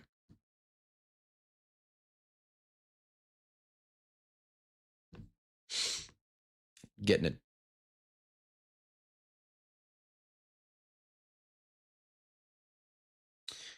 No worries, Lorian. It brings me great comfort when people that I respect, very intelligent people, make very minor mistakes. It brings me comfort. It makes me feel less silly when I potentially make mistakes. As a very respected storm chaser that I was just speaking with a little bit ago mentioned the Illinois Michigan border west of Chicago, which just doesn't exist. That would be the Illinois and Wisconsin border. Those types of things always bring me a chuckle. We do still have two considerable severe thunderstorm warnings, one of which is down here in Nebraska in Hooker and McPherson counties. This is the storm that we had been watching earlier that it was trying to get its act together. It's not really looking like any kind of a potential tornado risk with it at this current moment, though that could definitely change pretty quickly here as it looks like it could try to get a second updraft going on the southern end of the storm. And if it does become the more dominant updraft, we could see it become a little bit more favorable of an environment for tornadoes, especially as the low level jet comes into play over the next couple of hours. You can see a significant hail core here. I mean, quite the hail core. Um, it's a pretty impressive one here with this storm. So it's no wonder that it's considerable tagged for golf ball sized hail. So if you're in this polygon or ahead of it, put your vehicle under something sturdy. Yeah, look at this. This is a really interesting radar display here. I'm going to go ahead and highlight this. But look at this outflow boundary here that's been established from the storms that we were taking a look at earlier. And you can see it kind of pushing towards its northwest. If it is able to interact with any storms, such as this severe warned supercell here near Stapleton, if it's able to interact with those types of storms, it could definitely increase the tornado potential by introducing some basically forced in, pushed in inflow just being pushed directly into those storms. So that's something we need to look out for. They did issue a extension or a just an entirely new tornado warning polygon here through Johnson and Shelby counties in Indiana now, heading out of Bargersville. It doesn't look like there's a tornado on the ground at this current moment. However, I'm decently convinced that there was one right here. This was about 5 minutes ago or 4.5 minutes ago. I'm decently convinced that we at least had a brief tornado. There has been no confirmation from the National Weather Service or emergency management, so definitely don't take my word for it. But it certainly looked like the possibility was there with that CC drop, co-located with 40 plus DBZ values, basically yellow sections on radar, as well as the velocity couplet here that you see with this green and red opposing colors right here. So that is going to continue to be our area of concern as it is headed towards Franklin, Whiteland, and New Whiteland. These are all, very populated areas, again, south of Indianapolis, as we can disable the radar here and see lots of neighborhoods out here. This is basically like a suburb in southern Indianapolis here. So very, very populated area. I'm hoping that if there is a tornado, that it's not hitting anything. But if there was one, it may have that debris that we saw earlier might have been in contact with this subdivision down here. I can see if I can take a look at that. And yeah, it's most certainly possible that we were seeing debris come up from a tornado impacting some of the trees in this area or potentially the homes in this large subdivision out here. So that's definitely something to be concerned about. I'm hoping that everyone out there is all right.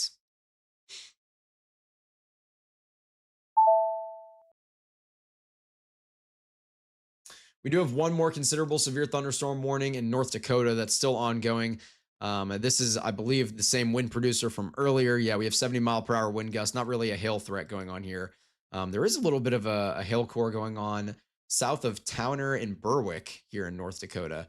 As you can see, a pretty strong updraft here. That could definitely end up producing some hail in a little while here. But we do have this considerable severe thunderstorm warning where the winds are going to be the main concern. And you can see that clear as day right here. This thing looks like a pretty significant wind producer. We're only at about 3,200 feet here, and we're getting winds potentially sustained upwards of 80 knots. So Pretty impressive stuff here. Down at the surface, you could be getting sustained winds near potentially 50 to 60 miles per hour, and then gusts anywhere upwards of that towards maybe 70 or even inching towards 80 miles per hour in areas like Shell Valley, Belcourt, Rolla, St. John, Dunseth and East Dunseth, Kelvin, and eventually towards Armourdale and Hansborough a little bit later on. But yeah, the most significant severe winds right now I'm looking at Shell Valley, Belcourt, Rolla, and St. John. That's the area I'm the most concerned about at this current moment.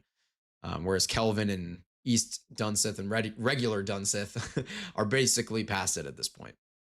I'm gonna take another check in on our tornado polygon here, which does look like it's tightening up again. It kind of looks like it wants to get going a second time. I'm not seeing any kind of a tornado debris signature here, but we've certainly got a tornado risk still ongoing here in Franklin. Now, this is going to get mitigated a little bit later on as this cell continues to propagate towards its east. If it is able to come into contact with this region of precipitation, that's going to contaminate its inflow and ideally lower that tornado risk. So hopefully that will happen. I hope that this storm will catch up there to this precipitation region. It'll just suck it right in and then lower that tornado risk for us. So that's what we're hoping for at the current moment.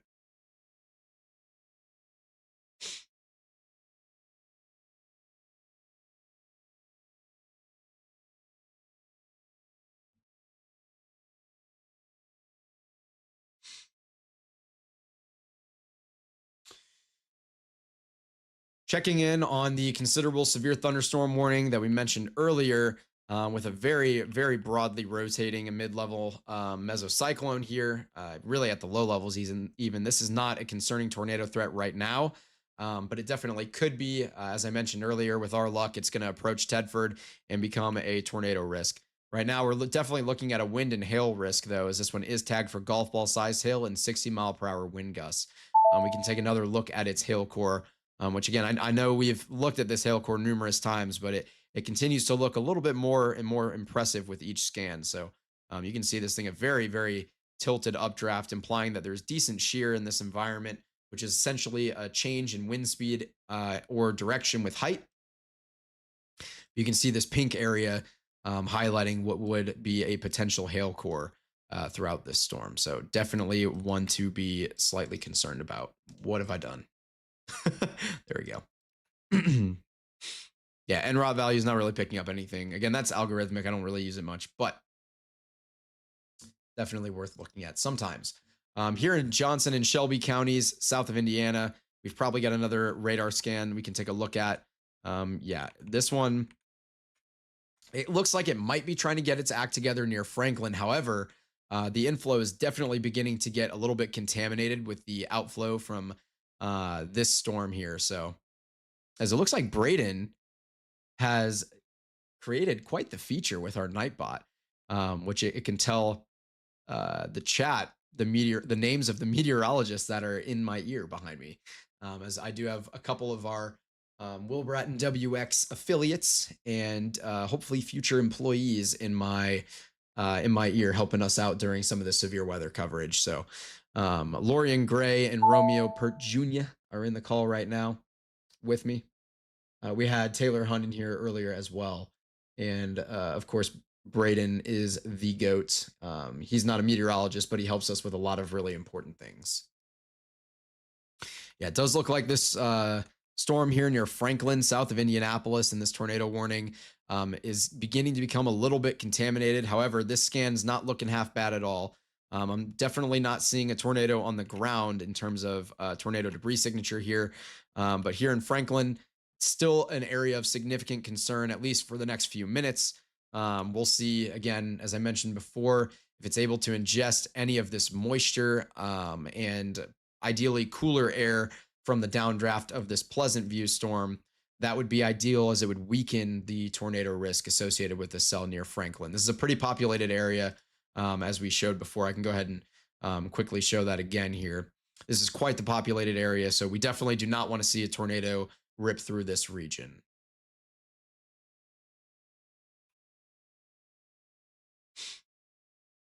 And this is our only tornado warning on the map right now. It's not been the most active night, but again, over the next hour or two, I'm expecting things to ramp up just a little bit in the Dakotas and into northwestern Minnesota, particularly in this region out here that we've mentioned a couple of times here now. This is the main corridor where I'm concerned. You can see that line of thunderstorms off to the west, stretching throughout the Dakotas and even beyond what we can see from this radar down through Nebraska. And that is going to be pretty concerning as the outflow from that can help kickstart a couple of cells to fire off out ahead of that line. And those cells would be in a pretty favorable environment if they could stay discrete to potentially produce some decently strong tornadoes. And the biggest issue with those is that they would be nocturnal, as the sun is going down here within the next half hour for this region. So, definitely a pretty big threat there in terms of nocturnal tornadoes. Those tend to be the most dangerous as a lot of folks are sleeping.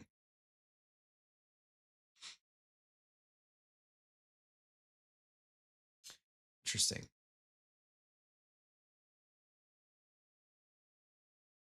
It- yeah, you're right. I see that. It looks like we've got a tornado possible tag severe thunderstorm in the in the lower Michigan Peninsula. Interesting. Near Carsonville and Applegate, Port Sonilok. Sinilik? Sinilik sounds better. Sandusky, as well as north of Crosswell, south of Deckerville. You can see some very broad rotation here. At this point, we're pretty far from the nearest radar unit out of Detroit. So this is, what are we, about almost 5,000 feet in the air. So mid-level rotation here. But it's definitely there. They've tornado possible this tag. It could definitely form a water spout eventually as it moves over the lake as well. Once it gets a little further to its east. So that's one we want to keep a close eye on as well. Thank you, Lorian, for pointing that one out. As things look like they are tightening up here in Franklin again. So this is definitely getting a little bit more concerning. Here near Franklin, I'm not seeing any kind of a debris signature right now. We could easily have a tornado trying to lower towards the ground right now or within the next couple of minutes. Again, this is a storm that I'm decently confident produced a tornado earlier, as we did see everything that you would need to confirm a tornado on radar, except it was just none of it was super, super sticking out at you. Like this is definitely a tornado. But the ingredients to at least meet the minimum thresholds were there. So this is a couplet that we are going to continue to closely watch here.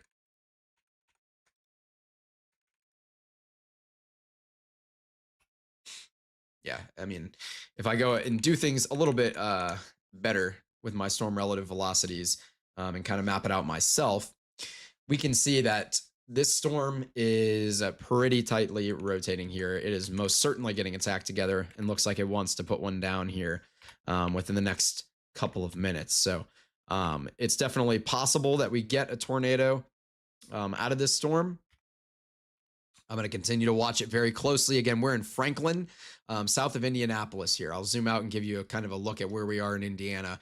We are in central Indiana at this point. Again, just south of Indianapolis. This is kind of like a suburb region, maybe I would guess with traffic like 45 minutes to an hour or something south of Indianapolis. So this is a very populated region.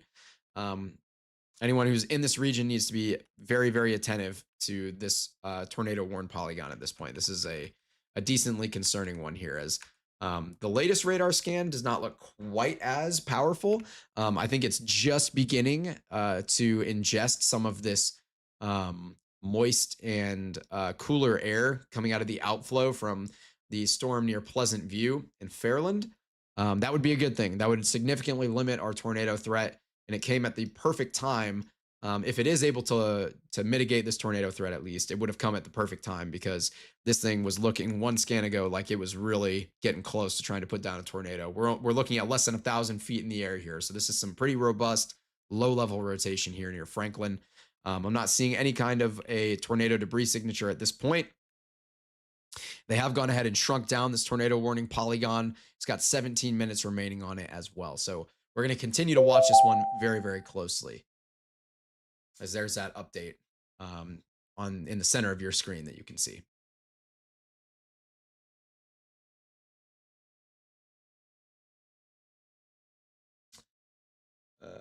Maybe.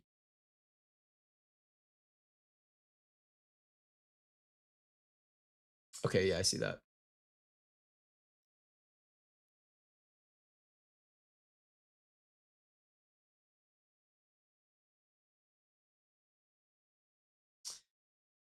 Okay, I see that.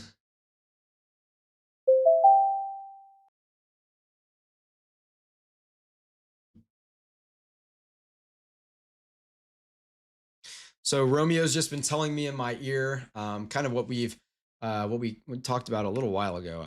Actually, this is where are we? 1 second here. Yeah, sorry, I'm looking at. I was like, this ain't right.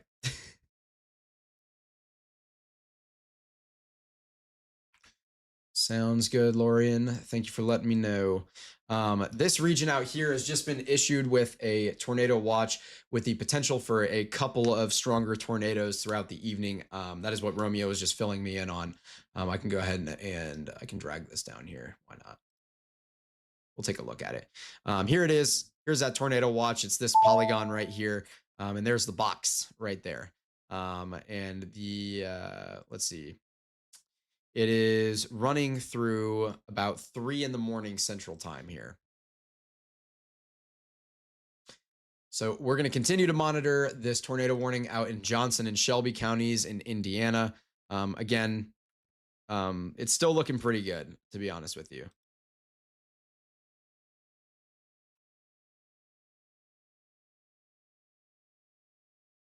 What? There we are. Yeah, you can see this guy right here is it's still looking pretty good. I'm not seeing any kind of a CC drop as well, which is a good thing. I'm not seeing anything that's indicating that we have a tornado on the ground, but I am seeing an indication that this thing is weakening as it is beginning to bring in all of this moisture and this cooler air. So that is a very good thing for us. It looks like we've had another mesoscale discussion issued. I'm going to take a look at that here in just a second.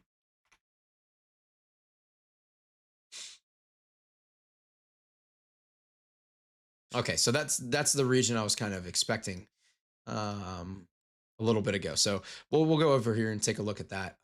This is for more of the original region that I had outlined here. I'll go ahead and draw this out. Where is it at? It's something like this, pretty much.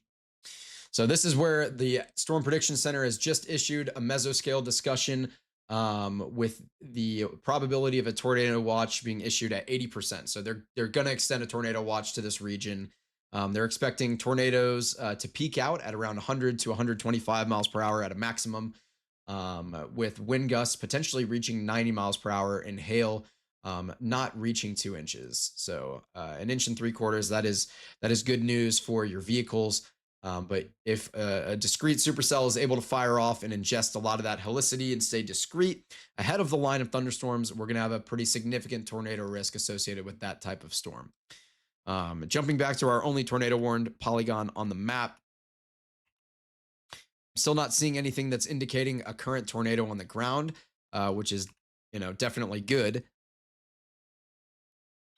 And again, we are most certainly beginning to ingest some of this moisture, which would in turn lower the LCL heights a little bit, essentially lower the cloud base towards the surface, which makes it easier for a tornado to go from the cloud deck to the ground.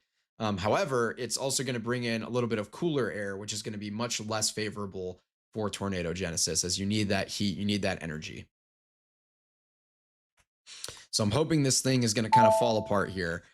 This is a very populated area, and it's headed right towards Shelbyville, which is another very, very populated area here. As it's just moving out of Franklin, headed towards Shelbyville and Fairland regions. You can see there are a lot of structures and a lot of neighborhoods in this region of Shelbyville, Indiana. So this is one that we're watching pretty closely here over the next few minutes. It's definitely still there, but it's a little bit more broad than it was earlier. So that's a good sign. Hopefully we can keep this thing from putting down a tornado here, but we will most certainly see. I can go ahead and show the updated Storm Prediction Center day one outlook. This is for the rest of the evening tonight and into the overnight hours here. They have gone ahead and updated that region just a little bit. The tornado region hasn't really changed much, except they introduced this 2% in Indiana. As we mentioned, same thing with the wind risk as well. And the hail risk, I don't think has changed at all since this morning, which is not a bad thing. But yeah, we still have this hatched region where you could get a Sig 1 tornado. So basically, there's just a slightly higher risk in play for an EF2 or higher tornado. That's kind of what the Sig 1 hatched region signifies. And then you have this 10% region where there's a 10% chance that any point in this yellow region will experience a tornado within 25 miles of that point. So definitely still a pretty significant tornado risk throughout North Dakota, South Dakota, and into western Minnesota throughout the rest of the evening. So we're gonna continue to keep a close eye on that.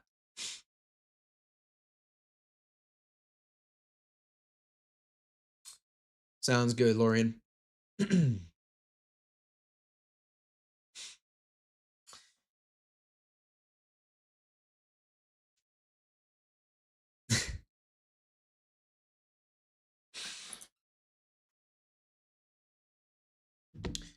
Yeah, I am very interested, especially to hear your thoughts, Lorian, about the day three outlook, basically Thursday's setup, because that should be quite fun to chase. Hopefully, I think it's going to be all of us out there. It's going to be myself, Lorian, and Adrian. We're all going to be out there. Names that you guys are familiar with around Will Bratton WX, if you've been following us for the few days that we've actually been existing.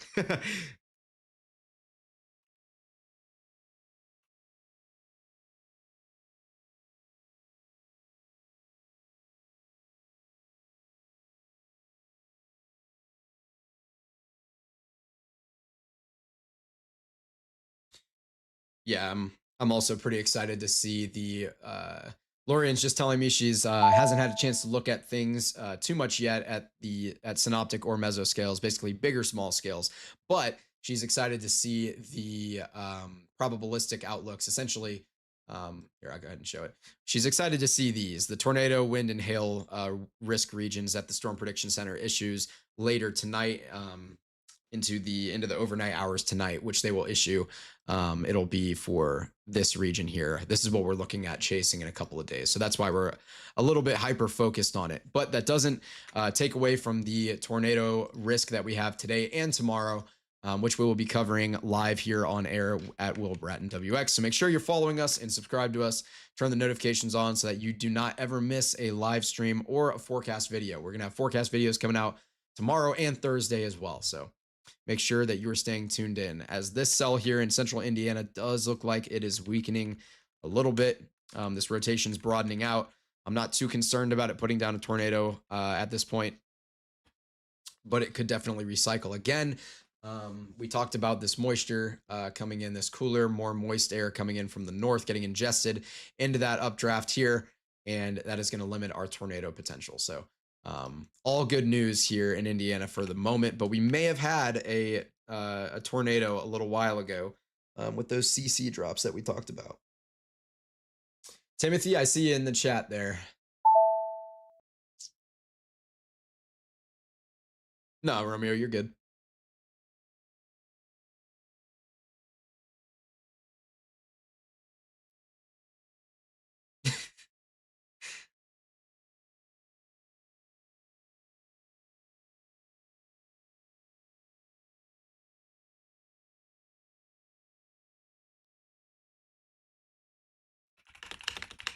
Say that again, Romeo.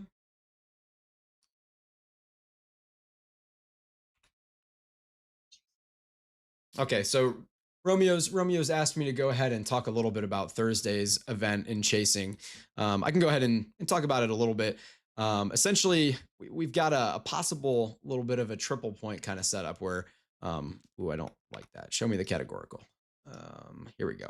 Where you've got something like a cold front there and a warm front there. There you go.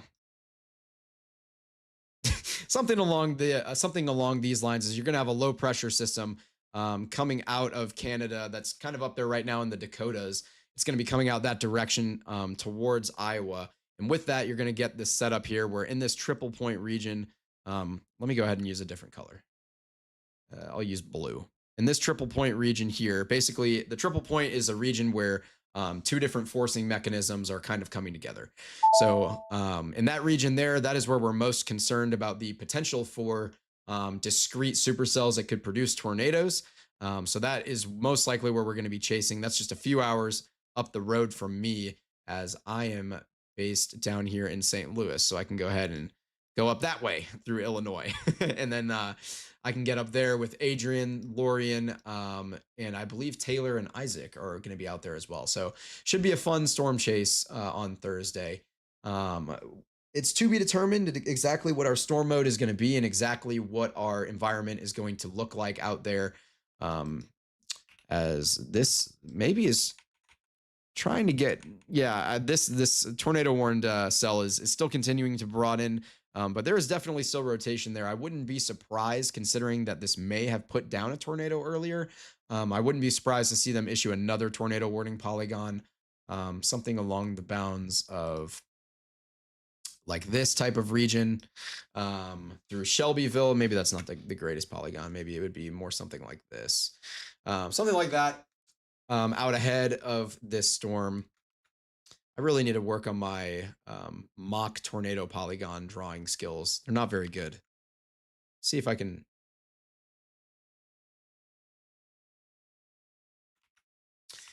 That is fantastic news. Okay, so I've just gotten confirmation that one of our newest storm chaser signing that hasn't been formally announced yet, at least on social media, they are Midwest Weather. They are going to be out chasing tomorrow. So tomorrow night we will have at least one chaser cam active. So that is some very exciting news. It'll be the first time in the history of Will Bratton WX that we have our own chaser cams out there. So that is something I am very excited for. Speaking of, I just realized I've been going for this entire broadcast, the same mistake I made this morning, where I had 3 cam mode on when we didn't have any Storm Chaser cams. So there were just some random lines on the left side of your screen that a lot of people probably didn't notice. Otherwise, I'm sure someone would have pointed it out to me. But it is unfortunate and bothers me slightly, but it is gone now.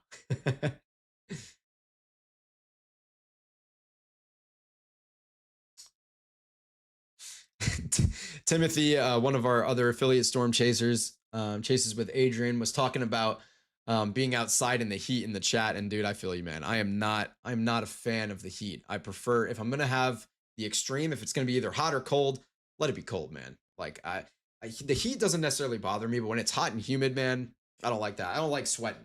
When it's hot out, you can only take off so much clothes until people are giving you dirty looks.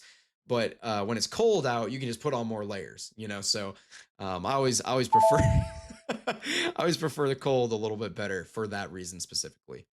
It does look like they may go ahead and let this warning expire here without issuing a new one here in Indiana, as things are broadening out a little bit. It could recycle, as it looks like it's kind of, the mesocyclones managed to survive the cooler air that was being ingested into it before. So we'll see if it can kind of get its act together in the next 5 minutes or so, as some of this precipitation in this region gets pulled back into the trailing stratiform rain region behind this storm. Basically just this one goes that way and this one kind of stays there and goes slightly backwards.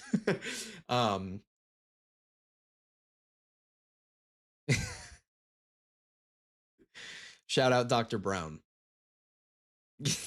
Yeah, when I heard the first part of that, Lorian, I was getting a little concerned. Okay. I need to do something for Braden really quickly. So bear with me for just a moment, as I'm just going to kind of leave the radar up here. Give me just 1 second. Settings.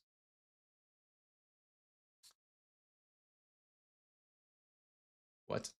Okay. Channel level. What?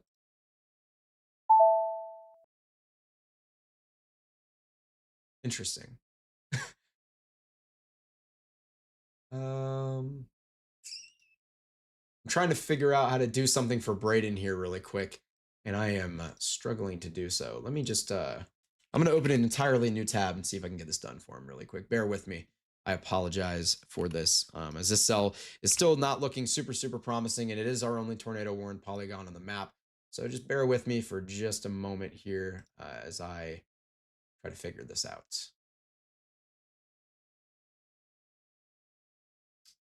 Here we go. User management. Okay, here's what I needed. Romeo needs a screenshot, or I mean, Braden needs a screenshot of this. There we go. There you go. Bada bing, paste, boom, sent. Braden, you're a happy man, hopefully. All right. A couple more notifications I need to clear. Yeah, again, as I mentioned, we got confirmation that we're going to have some storm chasers out in the field tomorrow. So we will have at least one live camera feed coming out from the field in the Midwest. That is going to be super, super exciting. I cannot wait for that. The Midwest weather guys, again, haven't been formally announced on socials, but the cat's out of the bag. They're going to be joining our team. Brandon, Allen, and Mason, just a group of great guys. So really excited to have them along for the ride here at Will Bratton WX. As this cell again continues to, the mesocyclone continues to survive this cooler air. I can't imagine that this thing is going to particularly get going again and try to put down a tornado. It's kind of hard to imagine that. They have gone ahead and canceled the last tornado warning on the map for that one. So we are now officially at 0 tornado warning polygons on the map. My overlay should update any minute here. So let's go ahead and jump back over to North Dakota, where we do have our only considerable severe thunderstorm warning. This is the same one that's been extended for a little while now in this region, going through Belcourt, Rolla, and St. John. This is a 70-mile-per-hour wind gust producer out here. This is one that we've been continuing to monitor throughout the evening as it propagates this direction. I can't imagine this one's going to pose too giant of a tornado risk, as there's a little bit of linear development and upscale growth going on throughout this region. I guess that arrow is a little bit upside down, but a little bit of upscale growth going on here in North Dakota. I'm not too worried about the line of thunderstorms producing significant tornadoes. However, the risk of tornadoes embedded in that line with any like semi-discrete supercells that get half embedded in the line is very possible. I'm more worried about any outflow boundaries that have been established, being able to fire off any kind of convection in this region, where any of these cells, that if they are able to remain discrete, they would be headed out in this direction into open air that has not been tapped into. None of those resources have been used yet. So that would be the most concerning region for tornadic development. But we are down now to 12 severe thunderstorm warnings and 2 flash flood warnings. And we do have a special marine statement. Oh, okay. My radar program has crashed. Let's go ahead and restart that. Let's try that one more time. Here we go.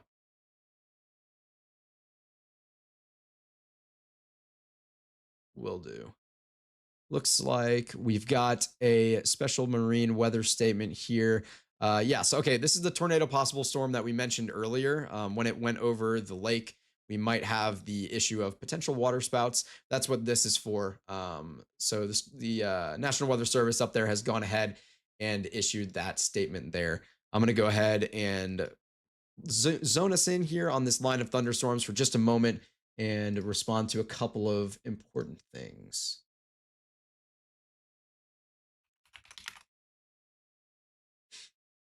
Okie dokie.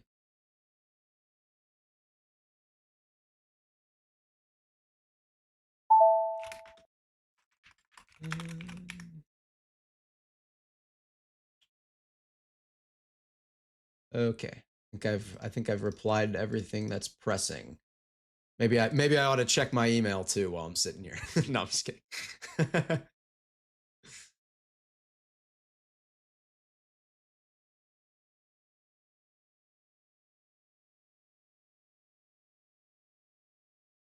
Alrighty. I see Austin in the chat. Oh my goodness. My guy, Austin out in the chat. The man from Myrtle Beach. He's out there just taking a job out in South Carolina. I mean, just an incredible guy. He was on a podcast. It was the Are You Serious podcast. And they titled the episode Austin 101 because it was the 101st rendition of that podcast, the 101st episode. And it happened to be the one where they introduced Austin, their new meteorologist. Austin is someone that I graduated with. Very proud of him. He's doing an incredible job up there. If you're in the South Carolina area, you should definitely be tuning into whichever station he is at. I don't honestly know weather stations or local news stations as well as I probably should. But he is very talented out there. Search his name up, you'll find him. We do have more severe thunderstorm warnings getting issued along this linear segment of thunderstorms, pretty much straight north and south. You don't see this all the time. So this is pretty interesting to see here, but a lot of these storms beginning to ramp up. You can see maybe small hail cores developing in these some of these cells. I'm not really that one's not really striking me as a hail core. However, you definitely have the risk of very widespread damaging winds with this line of storms. I know I mentioned last night I used that big scary buzzword everyone likes to throw around, derecho. But when you get a line of storms like this that is this long, a lot of times, if you can get widespread damage, from north to south along this type of line, this is the type of one that could give you a derecho. Again, derechos are not something you see on radar. You can't see it visibly. Derechos are a damage survey that is done after a storm has passed through, where 250 miles or longer of area received some threshold of wind damage. So that is definitely on the table for this evening. It's at least in the cards. We could see, we might not draw it. We might not get a derecho, and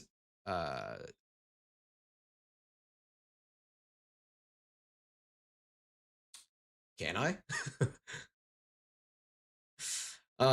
Austin said it's a great podcast. We have the Are You Serious and the Whether or Not. So a couple good plays on words there.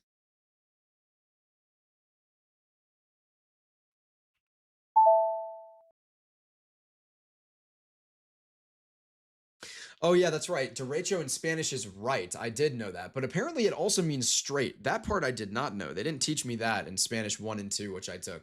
But Lorian, who is basically bilingual, speaks a lot of Spanish, is telling me in my ear that derecho does in fact mean it also means straight. And I believe her. This is the type of thing you got to trust your people. She knows Spanish.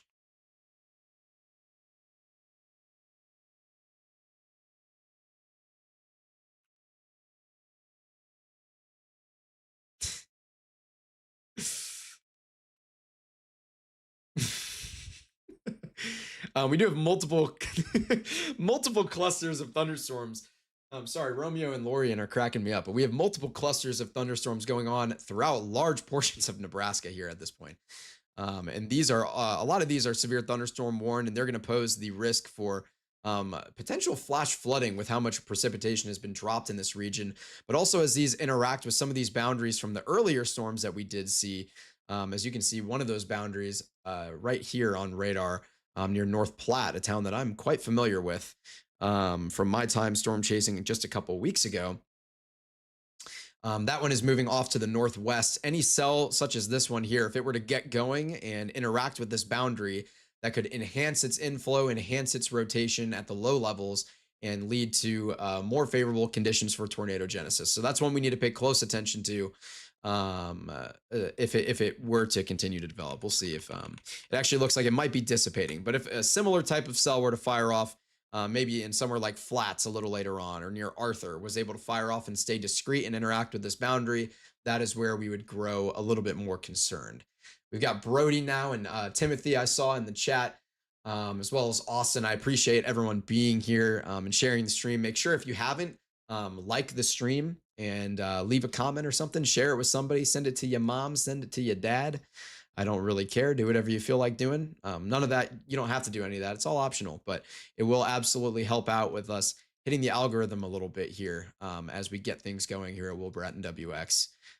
Speaking of getting going, man, this giant line of thunderstorms is really getting going.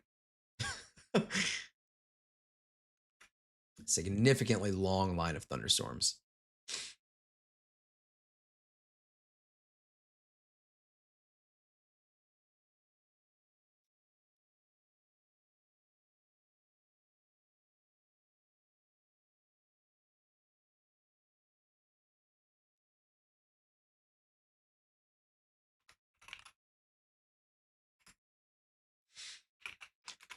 Brody, you're going to be a happy man in just a second here. You weren't in the chat before. I didn't know what your YouTube was last night when I was trying to do this. So, oh, you're in the call now. Hello.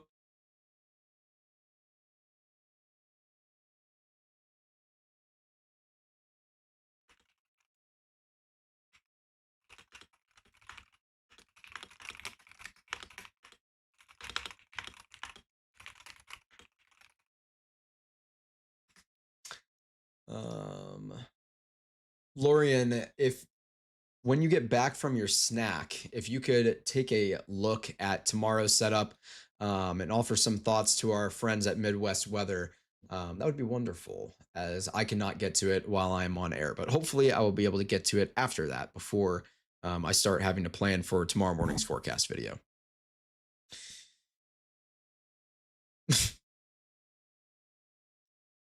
Lorian just hit me with a "sir, yes, sir" in my ear. I don't want to ever hear that ever again.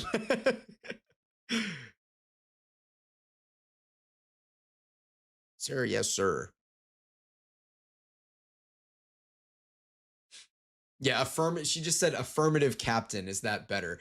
Yes, Lorian, that is significantly better. I prefer affirmative captain. In fact, I prefer that I am addressed as captain at all times from here on out.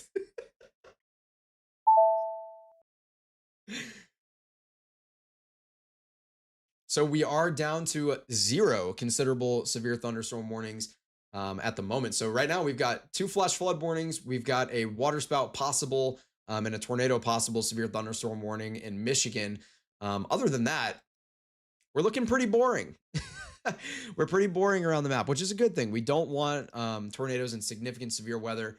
But I hate to be the bearer of bad news. This could be a little bit of a false hope section here, as again, not to continue to just reiterate this point over and over again, but for those who maybe weren't with us earlier, this is going to be our biggest area of concern outlined in pink here, especially getting into the overnight hours. And with the addition of the low level jet getting enhanced, especially in areas a little bit further to the south, like Nebraska, we could see discrete supercells firing off, which we're already seeing possible little areas where we could have some discrete cells trying to get going here in Nebraska.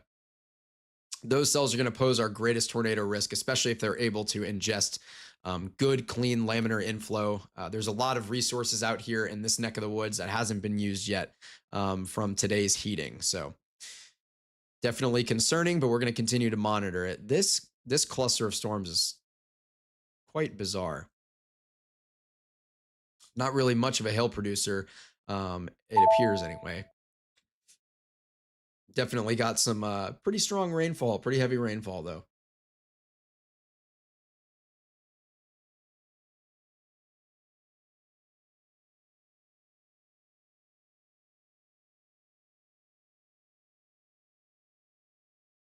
The storm down here near Tedford, not really looking concerning to me at all, to be quite honest with you. Which is, again, not a bad thing. We don't want these storms to get going. Talk to me, Romeo.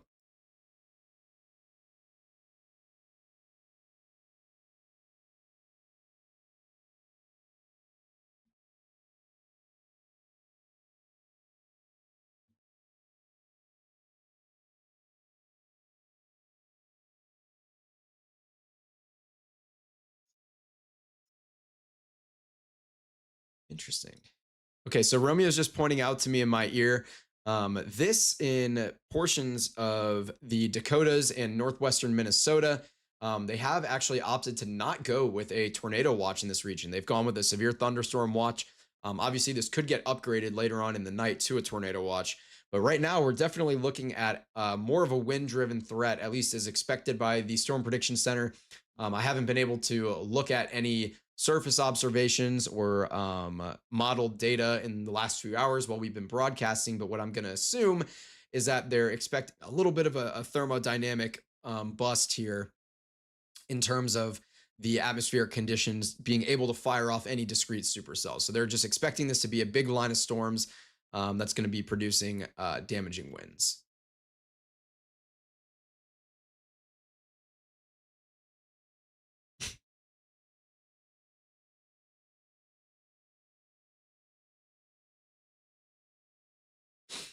Yeah, speaking of damaging winds, dude, this is one heck of a line of thunderstorms, all the way from the border of Canada, all the way down through South Dakota, and potentially eventually expanding into parts of Nebraska a little bit later on in the evening. I guess I can go ahead. Things are kind of quiet right now, so I can go ahead and take a quick look at the her. Let me see if I can pull. It is, in fact, like the most linear line of all time. We are looking very, very linear.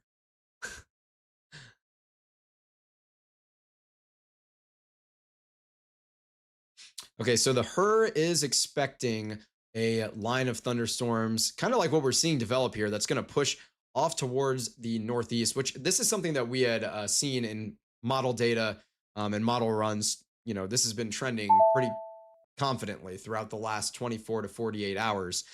So we are expecting the secondary line to kind of interact with the main one that goes up through the Dakotas and into Canada as it moves this way, and then they kind of congeal and move off throughout Minnesota and into Wisconsin and eventually the northern peninsula or the upper peninsula of Michigan. So that is definitely kind of the expectation for later this evening. But for the time being, we do have some of these cells that could try to get something going out here in parts of Nebraska.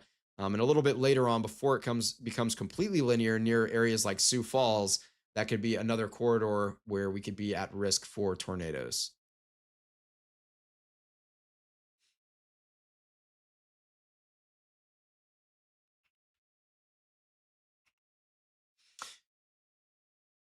So we do have quite a good hail core here. Yeah, you can't see all of it as we are really close to the radar. So you can see, you can literally see where the highest tilt angle of this radar beam. I can go ahead and draw it. The highest tilt angle of this radar beam is that is the radar beam itself. Is that pink line that I just drew. So we can only get so high in this storm because of the tilt angles with it being so close to the radar site. I mean, you can literally see just off the screen right here. There's your cone of uncertainty with the radar. The radar is literally right there. But you can see a pretty significant looking hail core associated with this storm. I'm not seeing any insane, like super high DBZ values that make me, well, actually, we are just barely getting into the browns here as we've got just a couple pixels coming in at 70 or above. But I would definitely expect that this storm would continue to develop its hail core over the next few minutes as it has been uptrending over all of the last 5 to 10 minutes here. So if it can continue to do that, we could see a more potent hail risk associated with it as well. No real rotation going on in any of these storms. Nothing that I'm very concerned with at all in terms of a immediate tornado threat. But obviously, we are not done yet. It is only 9 p.m. We've got quite a long ways to go with potential tornado threats.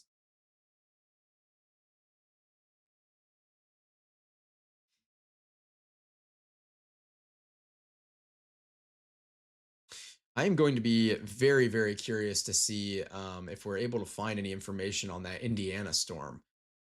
That seemed to me, sure seemed to me anyway, like there was a tornado on the ground in Indiana. Obviously, I am not affiliated with the National Weather Service. I can't confirm a tornado, obviously, but it sure had the signatures that I am looking for.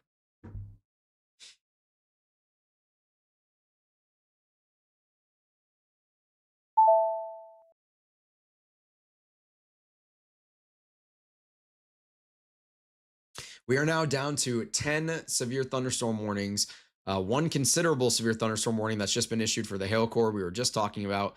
We've got 60-mile-per-hour winds and golf ball sized hail coming out of the storm now. So That is, yeah, that is the only storm that is beyond just your general severe thunderstorm warning on the map at this current moment. As you can see it here, I mean, there she is. There's your pink colors again. You can see the radar beam kind of slicing it at an angle here, just like that right there. I hate that highlighter thing, man. Let's go ahead and use blue, just like that right there. You can see the radar beam just slicing right through it. Again, that's the only storm that's even remotely concerning on the map right now.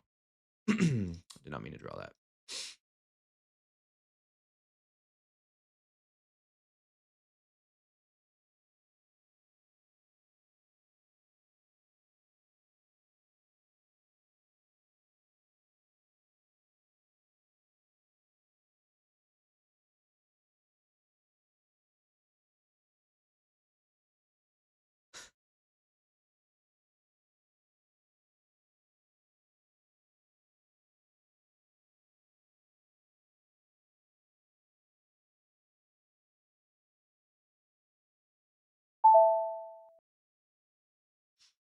So what I'm hearing right now from Romeo, with a little bit of the discussion going on surrounding the um, decision to go with a severe thunderstorm watch in, I'll go ahead and draw this in a different color. In this yellow region here, they've gone with a severe thunderstorm watch instead of, I think it's maybe a little bit more like this. Wow, that was the worst rectangle ever. I got to work on my drawing skills. They went with the severe thunderstorm watch here as they're expecting the possibility for a couple of embedded areas of rotation in this line of thunderstorms as it begins to progress towards its east, but the confidence is definitely decreasing in any kind of a discrete storm mode. However, the risk is still going to be there if any discrete cell is able to get fired off, but the confidence is decreasing that we will get any kind of a discrete cell. Confidence is growing slightly, however, in the region surrounding Sioux Falls for a potential tornado risk into the later hours in this evening as we go through about the next 3 to 4 hours here. This is going to be our primary corridor where we're looking at the potential for tornadoes during the rest of the night for the most part. Obviously, this line isn't going anywhere though. We have a very significant line of thunderstorms here that could become severe. So yeah, gotta work on those drawing skills, man. But yeah, we have this line of thunderstorms. These are just going to push through, blow you around with some wind, and blast some rain at you. And then behind it, it's going to be a lot cooler for people who are getting past. I bet in Bismarck, the temperature is probably dropped like 10 to 15 degrees potentially behind this line of thunderstorms here by this point. That is not an observation or any kind of observed data. That is just coming from the inner mechanisms of my mind. It does look like near Halsey, probably not. This cell is still kind of a mess in terms of any kind of rotation. There isn't really any, but it's certainly got a heck of a hail core out here to the east of Tedford, excuse me. Yeah, you can see quite the juicy hail core. The further it gets from the radar, the better of a look we can get at this storm. And you can see, I mean, it's definitely got a pretty strong hail core there. We can go ahead and switch here to ZDR. And yeah, you can see all of these regions. I'm going to draw a little, let's go ahead and use pink, I guess, for this. It's hard to see. Black, maybe? Yeah, these kind of regions here, that's where we're looking at with the hail. And as we switch back to your reflectivity, that's where you're seeing most of those pinks and purples and those magentas. Those are the types of regions where you're getting that hail, at least at the somewhat lower levels. Again, we're not super high. We're 500 feet in the air here, so this is probably dropping a lot of hail right now. And as you go up in the tilt angles, you can see some of those larger regions. You can see at around 7,000 feet seems to be the area with the most significant hail growth, as you see some of these browns getting introduced with DBZ values upwards of 70. So that is definitely the largest concern in terms of hail at this current moment. And it's also the most concerning thunderstorm on the map in general right now, as all we really have is this big old line of storms here posing the wind risk. And then we have the conditional tornado risk up there as well. And then we're growing into a potential tornado risk as these storms move out of Nebraska and through parts of South Dakota, Iowa, and Minnesota over the next 3 to 4 hours. So, to be determined on whether or not we're going to continue the broadcast pretty late tonight. It looks like storm mode is failing on us a little bit. We're getting a little bit of a bust event, which is completely okay and honestly a good thing. One of the things for me that I think has been contributing to this has been the lack of weather balloons that we're seeing, especially the morning soundings. We're just not really getting many of them. Yeah, I mean, I can go ahead and show. Where's a good play? Yeah, here I can just pull a nice map right here.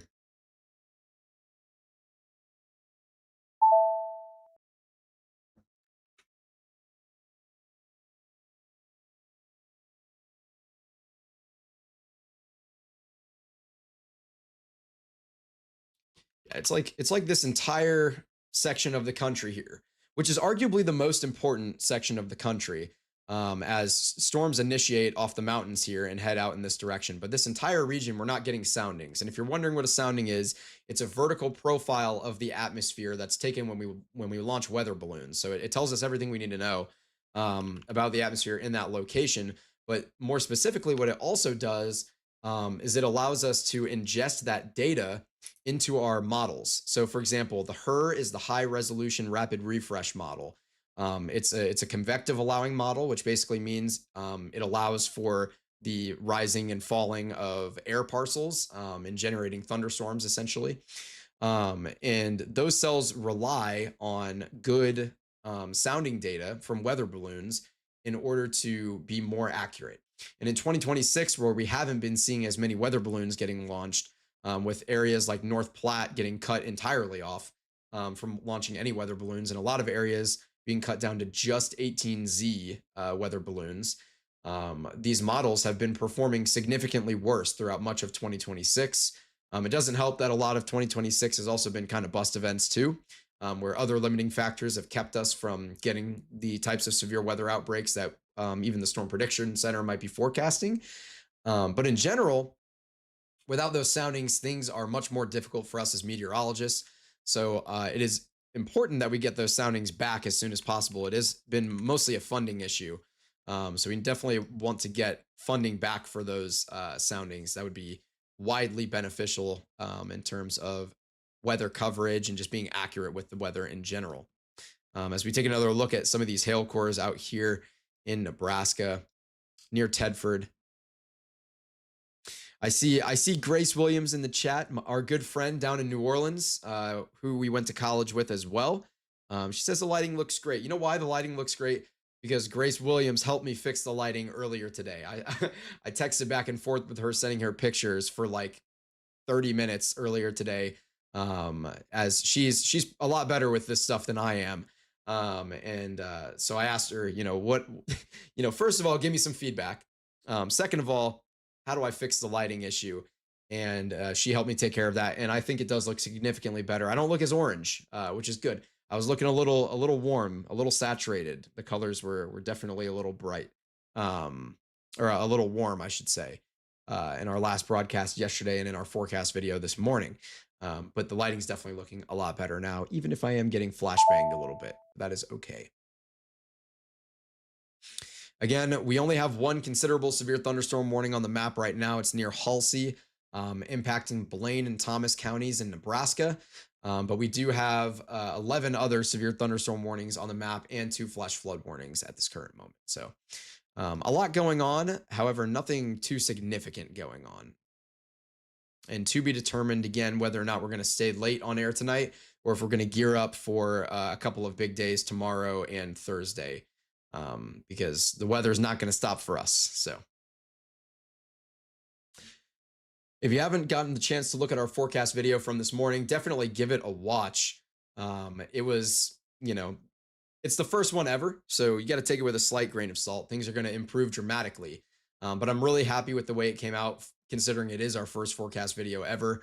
Stuff that's really new to us. I mean, we've been putting things together for about 6 months now, and seeing it all come together has been really, really awesome. Just kind of seeing all that work culminate into something productive has been very nice. Even then, this morning at 6 in the morning, we were still kind of scrambling to make some last minute changes, to try and troubleshoot some stuff and make things better. So we're constantly looking for ways to improve, and we are nowhere near where my standards at yet. So bear with us, and stay with us for this, for the growth that we've got. We've got a lot of big things coming, more chasers getting signed, more broadcasts, more videos, storm chasing, myself, all sorts of stuff going on. So I appreciate everyone being here and sticking with us early on as we get things going. From Midwest Weather, we have Brandon in the chat, who says it was great for your first video, and I wouldn't say it was great. I would say it was good for our first video. It was good. Our editor Ben, he does a phenomenal job. He did a great job with that video, in particular, and so we've definitely got the pieces. We've got so much talent surrounding me. I'm just one person. I couldn't do even a fraction of all of this stuff by myself. Having this team has been incredible. Like I've mentioned before, I'm literally sitting in here right now with Braden, Lorian, and Romeo. We had Brody in here earlier. Taylor was in here earlier. Ben was even in here earlier. We've, so many people have been helping out with everything here. Obviously, Blake's doing our thumbnails and everything. So he has been incredible for us as well. Just an amazing team here. Super honored to have so many people willing to believe in the project. So again, these are the main regions of concern. We've got the big squall line, very, very, very big squall line, the most squall line in the history of squall lines. Not actually, I'm being dramatic, but a giant north to south oriented squall line pushing eastward throughout the entirety of the Dakotas, literally from the Canadian border up here all the way through close to the southern border of South Dakota. So that's going to be one of our main concerns. And then we have some cells firing off in northeastern Nebraska that are going to continue to push through northwestern Iowa, portions of South Dakota, and then eventually into Minnesota, where we have a little bit more of a conditional tornado risk throughout these. It's getting messy as I keep using too many colors. A little bit of a conditional tornado risk in these regions.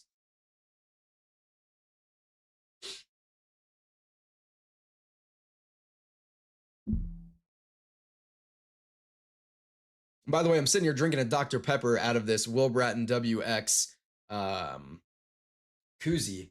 And if you want one, you can get them at our merch store. I would never ask anybody to buy merch or anything like that. That's fully optional. However, if you do purchase any, 20% of the proceeds will go to charity. And hopefully, if one day we're driving enough revenue where I can afford to properly pay all of our incredible employees who are keeping the lights on around here, then at that point, 100% of merchandise proceeds are going to be going to charity. We want to do as much for charity as humanly possible. Everything that we do at Will Bratton WX is for the community. It's for the people. None of that fear mongering, none of that like dramatization of the weather. It's just hopefully good weather coverage, reliable information from real degreed meteorologists. There's, like I said, we've got a bunch of degreed meteorologists involved in this project. And we just want to do the best that we absolutely can for the public. So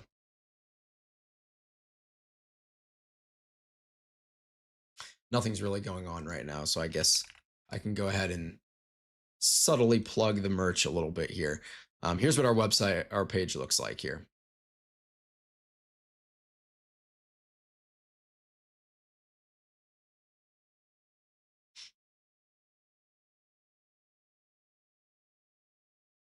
Okay. I don't know. I don't think I do.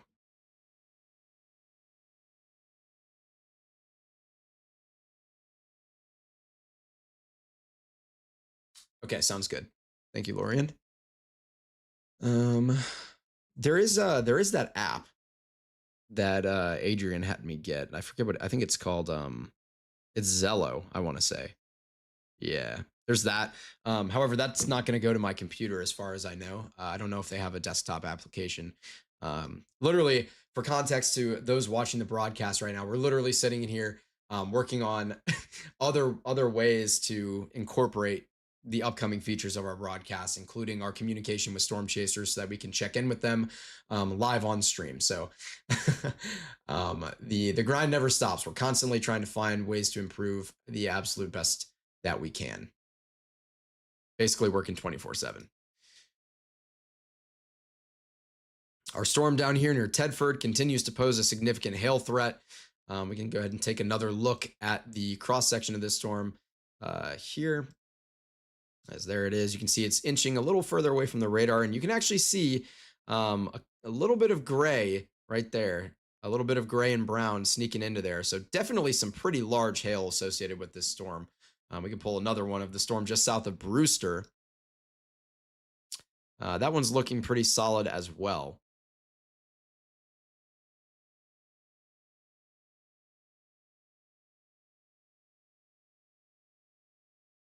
Yeah, a pretty okay. Everything's a little bit offset. That's okay.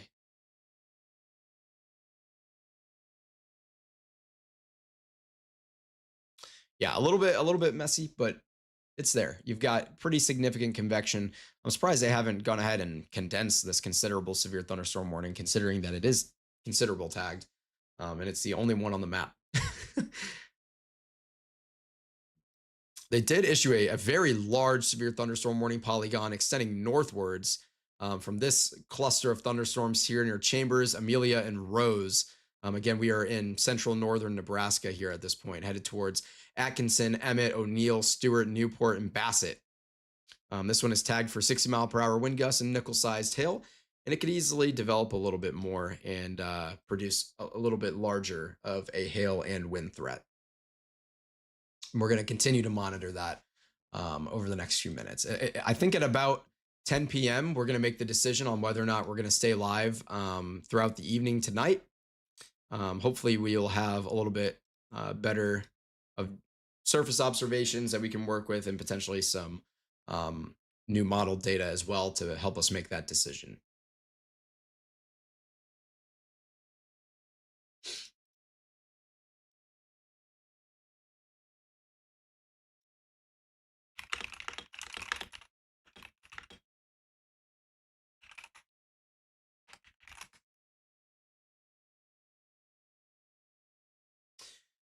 Romeo, I forget exactly how you do it. I think you like go to the settings or like you click on the server name in the top left and then you'll see server tag. I think that's what you have to click.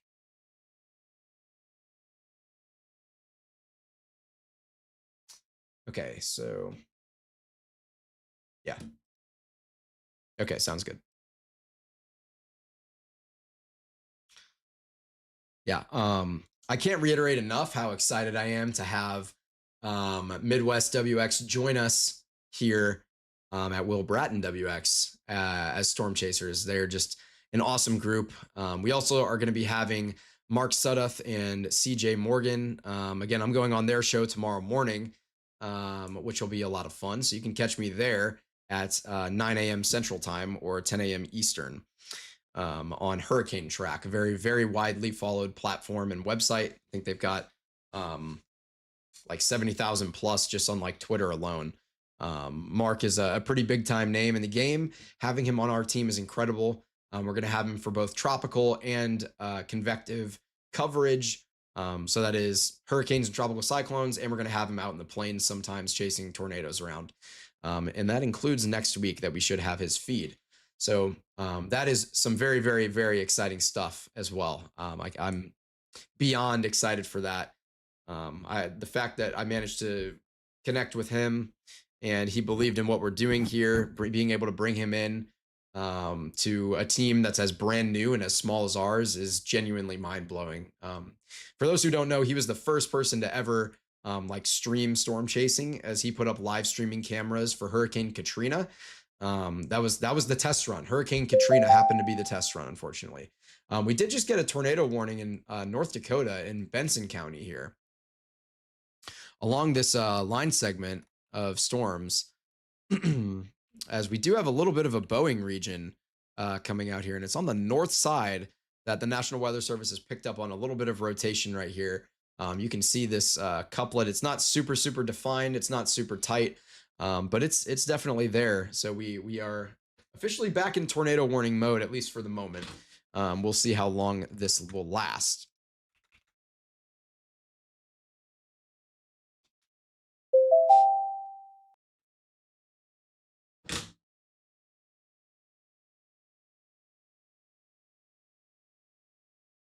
Sounds good.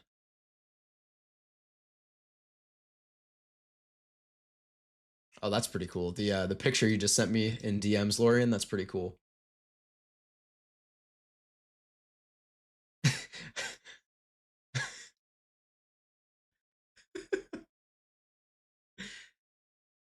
Yeah, I was about to say, what's going on with the location here?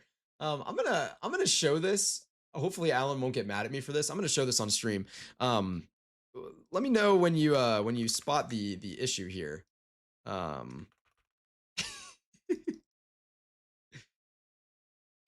Current position, your mom's house, updated at 9:54 p.m. That, or maybe that says 8. It's hard to see. It's a little small. But that hasn't happened yet. If it's 9:54 p.m., so that's even more concerning.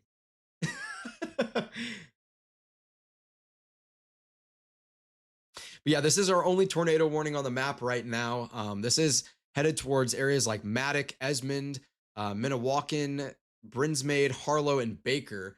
And this is for Benson County in North Dakota. So if you're in this region, ensure that you're staying weather aware. Go to some sort of a sturdy storm shelter if you have one, or the interiormost room of the most sturdy structure in your area, as we are tracking a possible couplet of rotation. It's not really impressing me all too much.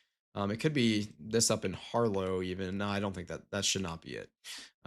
They're definitely looking down here, and I don't know. It's not really flipping my switch. Lori and Romeo, I don't know if you guys are maybe seeing something I'm not with this one, but this is our only tornado warning currently active right now.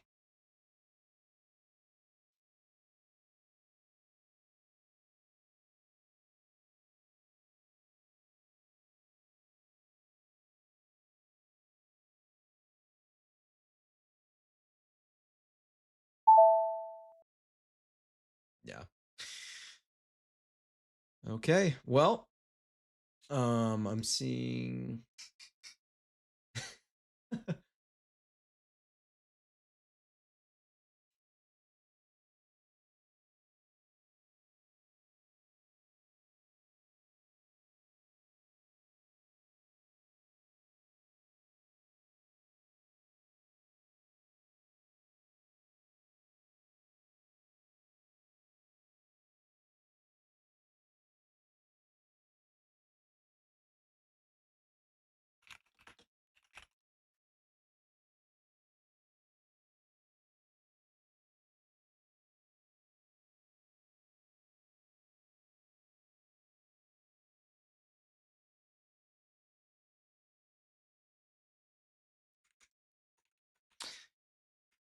Yeah.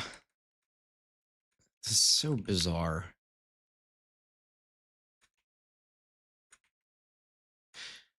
Yeah, I'm just not the biggest believer in this polygon right here.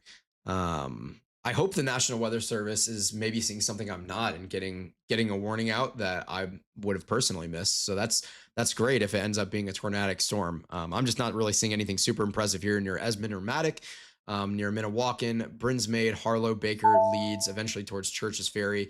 Again, we're in Benson County, North Dakota. If you're in that area, take it seriously. The National Weather Service obviously knows what they're talking about.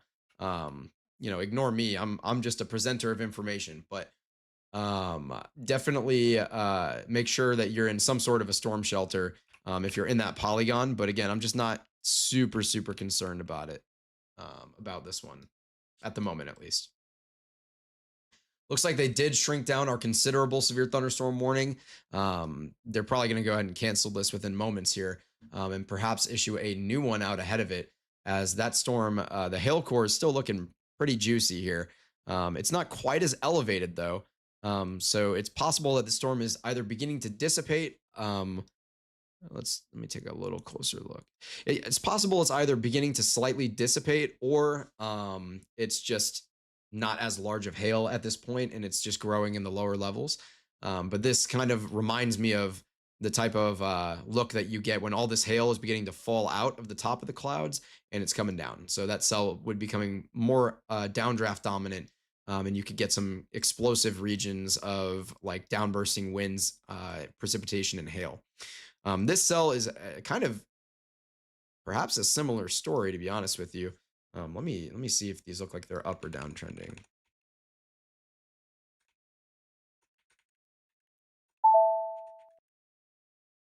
I don't know, to be honest with you. But yeah, definitely a hail risk associated with both of these cells, regardless. So something to do, still stay attentive towards.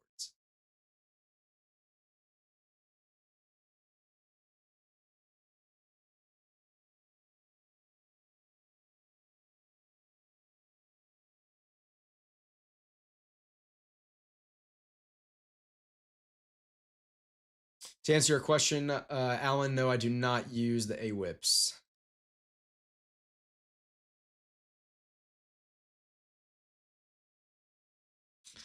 Yeah.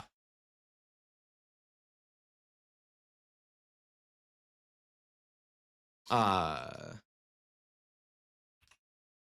okay. Interesting. I don't know. I'm just not a believer in this storm right now. Um, Coming out of Maddock towards Harlow, Brinsmaid, Leeds, Churches Ferry, Minnewacan, Baker. Again, I know I've mentioned it, but we're in Benson County, North Dakota. I'm just not a believer in this at all. I doubt we're getting any kind of a tornado associated with this. Maybe a little gustnado coming up, type of deal coming off of this, but oh my gosh, not the yellow. Maybe a little bit of a gustnado somewhere in this region here, but in general, I'm not really concerned about this one. To be honest with you, it could even be something along the lines of a potential land spout that the National Weather Service was seeing. What's going on here? Have we? Interesting. There we go. My velocity data wasn't coming in for a moment there, but yeah, this is it's just not very impressive to me. But that's fine. That is okay. The good news is that they're erring on the side of caution.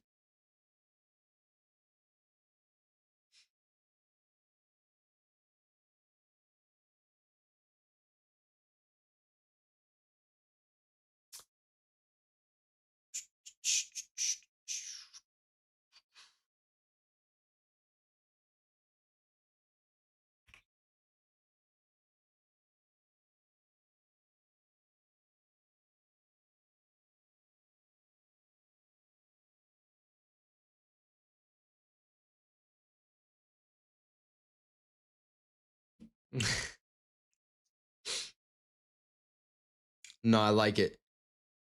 One thing that is coming up in the future here is tomorrow's outlook, which hasn't changed yet. It probably will slightly change, but we've got a very, very large region where a lot of folks are under a marginal risk of severe weather tomorrow. Almost 70 million people are in that marginal risk. We've got an additional 14 million in a slight and a 21 or almost 22 million added on top of that in the enhanced. So a very, very, very large amount of the United States population in a risk for some mode of severe weather tomorrow. The most concerning for me right now is definitely looking around this region, kind of the quad state area of Illinois, Wisconsin, Minnesota, and Iowa. This is the same region that we've been kind of concerned with for the last few days in terms of looking in the future cast here. But we do have a SIG-1 hatched risk that you can see there and a 10% tornado probability, which again, that 10% means that there's a 10% chance at any one point, such as right there, or right there, or right there, right there. Any one point within that yellow area will see a tornado hit the ground within 25 miles of that point. So that's what the 10% means. And then there is this very large 2% region as well, that green area, where an isolated spin up tornado cannot be ruled out. And again, we've seen large and strong tornadoes out of 2% regions many, many a time in the past. So just because you're in a 2% does not mean you're not at risk. You definitely need to make sure you're staying weather aware tomorrow if you're any of the large population that is in that area. I mean, we've got a total of 17 million people in the 2% risk, 11 million in the 5%, and almost 2 million in the 10%. So a lot of folks in that area definitely need to stay weather aware and attentive towards tomorrow. We're going to be putting out another forecast video covering that setup tomorrow morning. So make sure that you have notifications on and you're subscribed to us here at Will Bratton WX on YouTube, as well as following us on all platforms. You can type in exclamation mark links, I think, and our Nightbot now in the chat that now works. That thanks to Braden, will give you those links to visit everything. And if that doesn't work, you can just visit willbrattonwx.com, and everything that you need is on there as well. But make sure that you like and subscribe on this broadcast as well, so that we can continue to try and hit the algorithm a little bit as we continue in the early growth. This is the second ever broadcast, and tomorrow night will be the first ever broadcast where we have live storm chasers on air. So that is very, very exciting stuff. Really cannot wait for that. As we do have a little bit of notching going on here in the morphology of this storm, but again, rotationally, what I'm seeing on the velocities is just not impressive at all. And again, this is at the mid levels.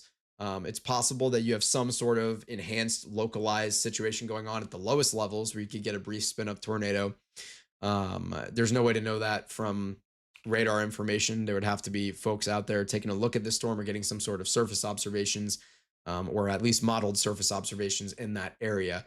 But for the time being, based on what I know, I'm not terribly concerned about this storm. But if you are in this tornado warning polygon, you definitely need to be in any kind of a storm shelter, the most secure building or area of your building that you can be in until this warning expires. It does have about 25 minutes remaining, and we will see if they opt to keep it for that entire time or not. Regardless, they're most likely going to go ahead and chop the back of it off to be something more along the lines of this shape. Something like that. So that is most likely going to be coming there as well. If you're in Matic and Esmond, you're not really at risk of this tornado anymore, but still stay in that storm shelter if you hear sirens going off. That is always good practice.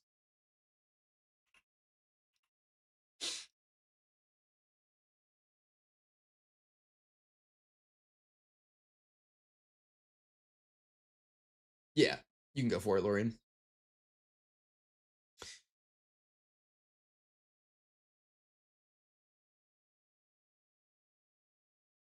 Yeah. Alrighty. Thank you, Lorian. Alrighty. Lorian's just hopped off to continue to communicate with our chasers for tomorrow, our friends at Midwest Weather. We'll see what develops with that as they are looking to choose their chase target for tomorrow. Our only considerable severe thunderstorm warning was lifted. So now we are sitting here with just 13 severe thunderstorm warnings, 2 flash flood warnings, and our 1 tornado warning. We do still have possible, a little bit of hail, not significant hail, but it does look like everything out there in Nebraska was becoming a little more downdraft dominant, like I had spoken about before. We're seeing a lot of that hail getting kicked out of the cell and dropping out in areas like Brewster and Dunning and Halsey. So if you're in those areas, it might look like it snowed outside with a little bit of those, a little bit of that hail falling all at once, at least. Ryan Nooner in the chat. I see you, my guy. How you doing? I'm going to go ahead and continue to follow this tornado warning here in North Dakota and Benson County. This is, again, our only tornado warning on the map.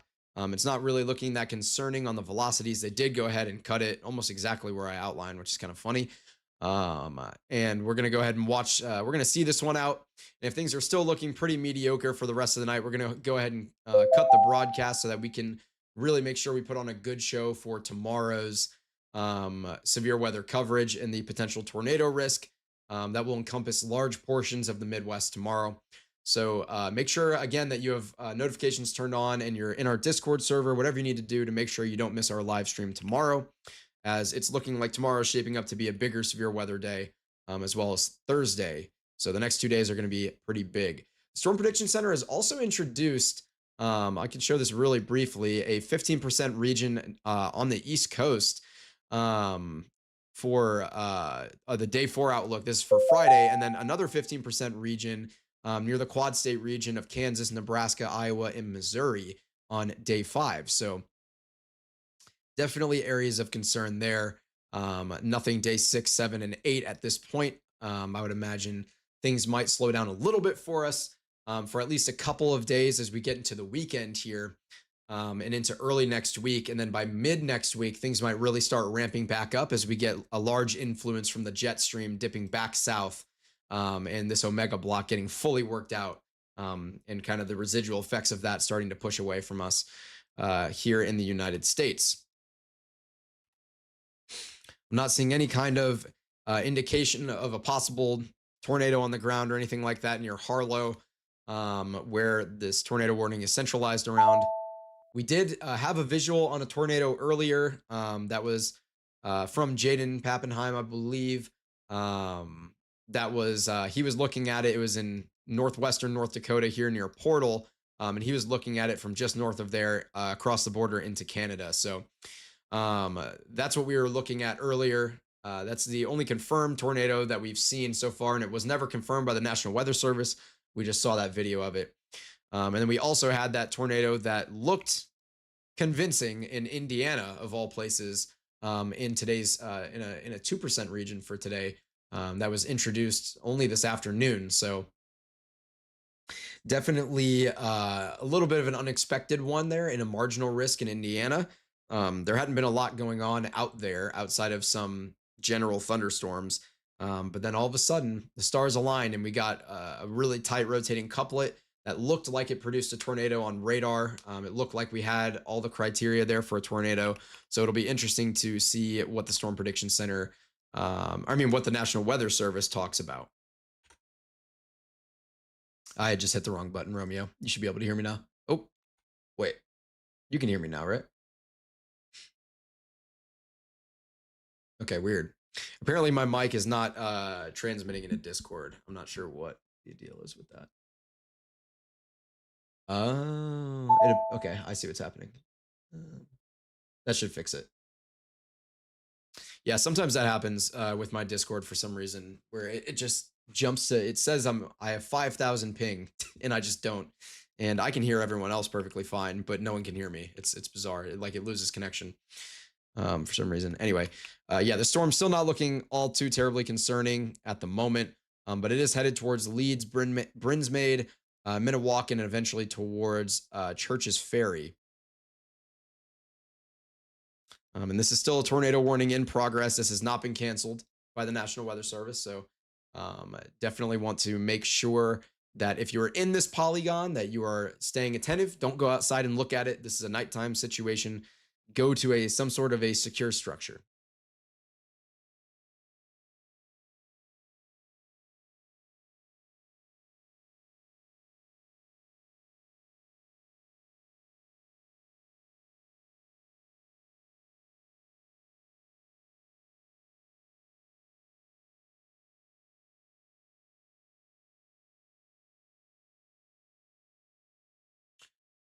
Tomorrow's storm mode is definitely looking interesting as some thunderstorms might come through that quad state area around Iowa, Illinois, and Wisconsin and Minnesota. And as they push off towards the southeast, we might be getting a little bit of a favorable environment behind them, which is not something that you always see.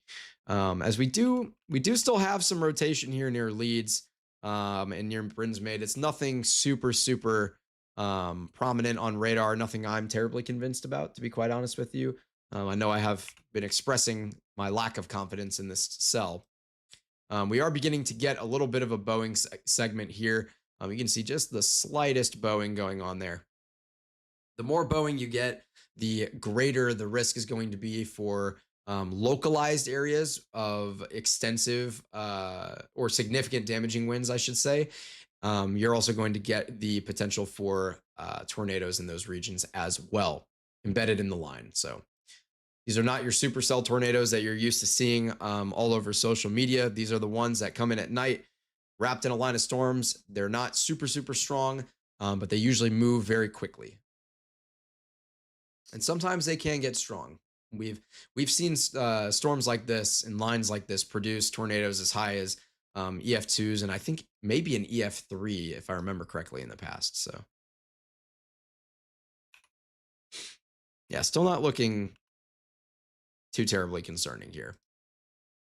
But the tornado warning does. Oh, actually, okay. Maybe we're getting a little bit of a cycling going on here. Interesting.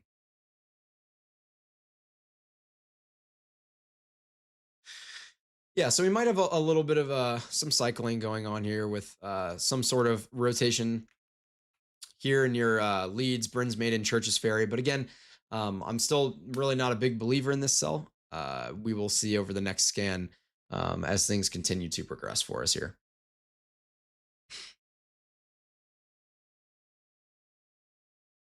Big news coming out of Carolina, or coming out of Vegas, excuse me, as the Carolina Hurricanes have, in fact, even the series at 2-2 of the Stanley Cup Finals, I believe, if I am seeing things correctly here.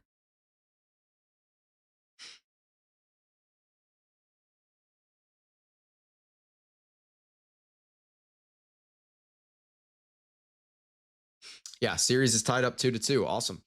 How about that? Big hockey guy, for those who don't know. Love hockey. It's a great sport, a lot of fun to watch. No, Romeo just said in my ear, shout out the Florida Panthers. No, no, no, no. I know, I know. So Romeo, for context, is in fact from Florida. Um,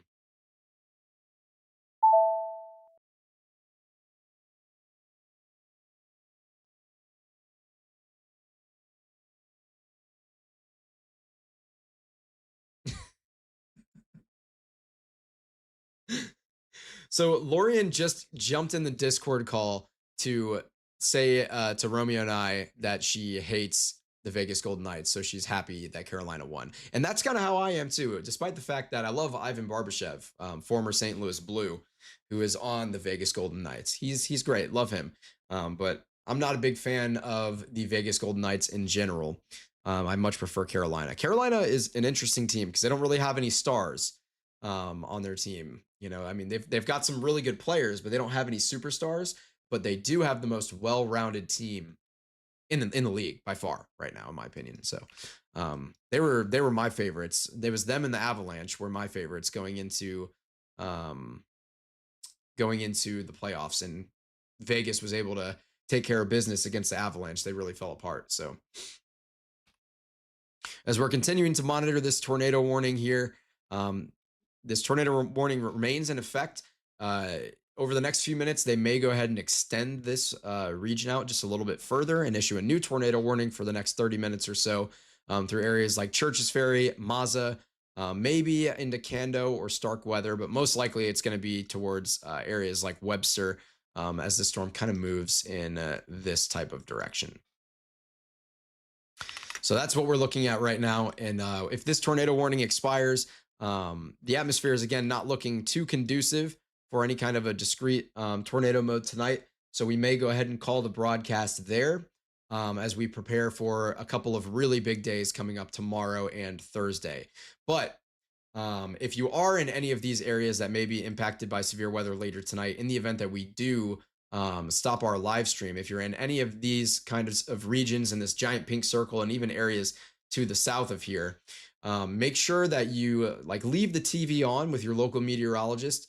Local meteorologists do a great job, and a lot of them are very talented, and they can be a very good, reliable source of information. So leave the TV on overnight, because you never know when these nocturnal tornadoes, these spin up QLCS tornadoes might jump right on you, and you're not going to have much time to react. So in the event that does happen, leave the TV on. That's always my suggestion.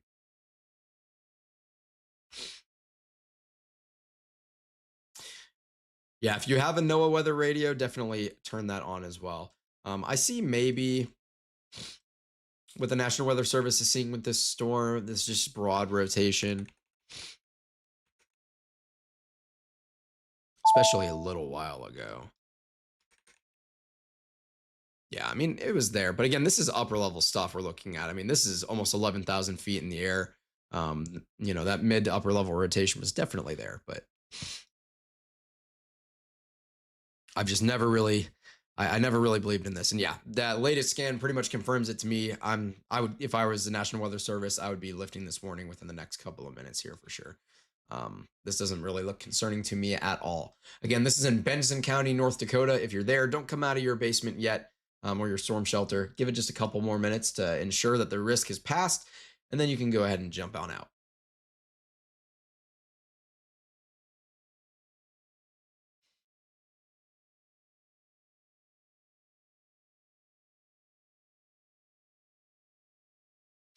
Ryan, I appreciate the kind words in the chat, and I agree. Thursday does look like possibly the most concerning day out of the last week or so, with the potential for discrete supercells near the triple point.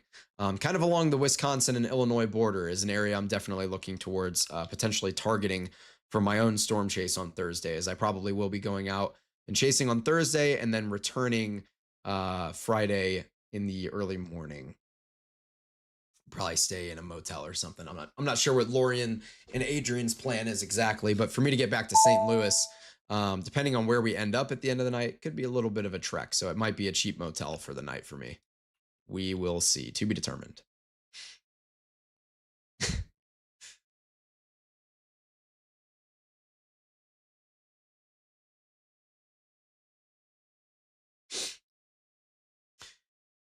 We have been live for over 3 hours, so not the worst runtime on this broadcast in the world. We're doing solid here.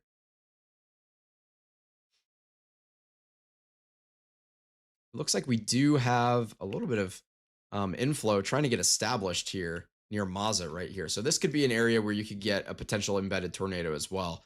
I believe we're probably seeing the impacts of the low level jet. I mean, you can see all these areas beginning to notch out and establish little mini pockets of inflow here. Give me just a moment and I will go ahead and point that out for you.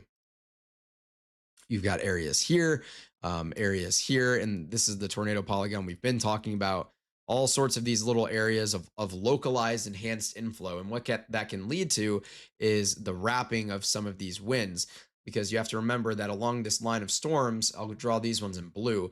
All of the winds are going that way. That maybe blue isn't the best choice. Yellow, they're all going that way. They're going towards the east, basically. So when you get those colliding winds, the mass has to go somewhere, and a lot of times it'll swirl and go up, and you get a rotating updraft. And in that world is where you are most likely to get those embedded tornadoes inside the line.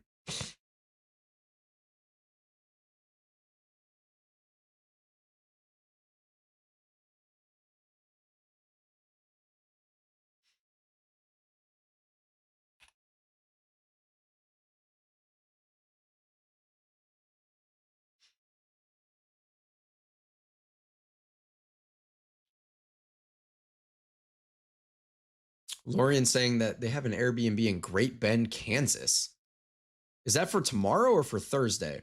Because Thursday, there's no way you're getting back to that Thursday night. There's just no way.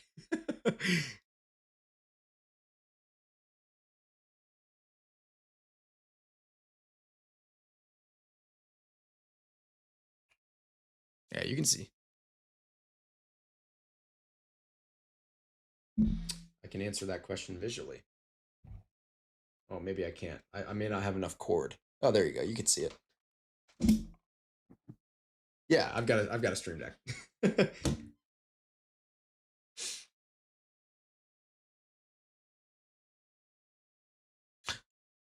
Oh no.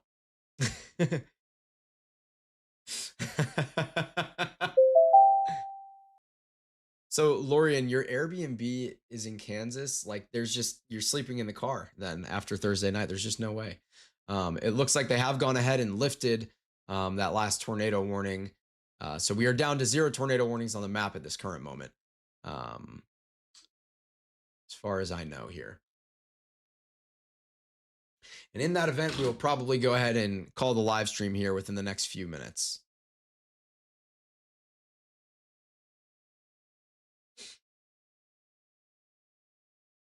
But yes, as far as I can tell, it does look like our last tornado warning for the time being has been lifted, which is good news.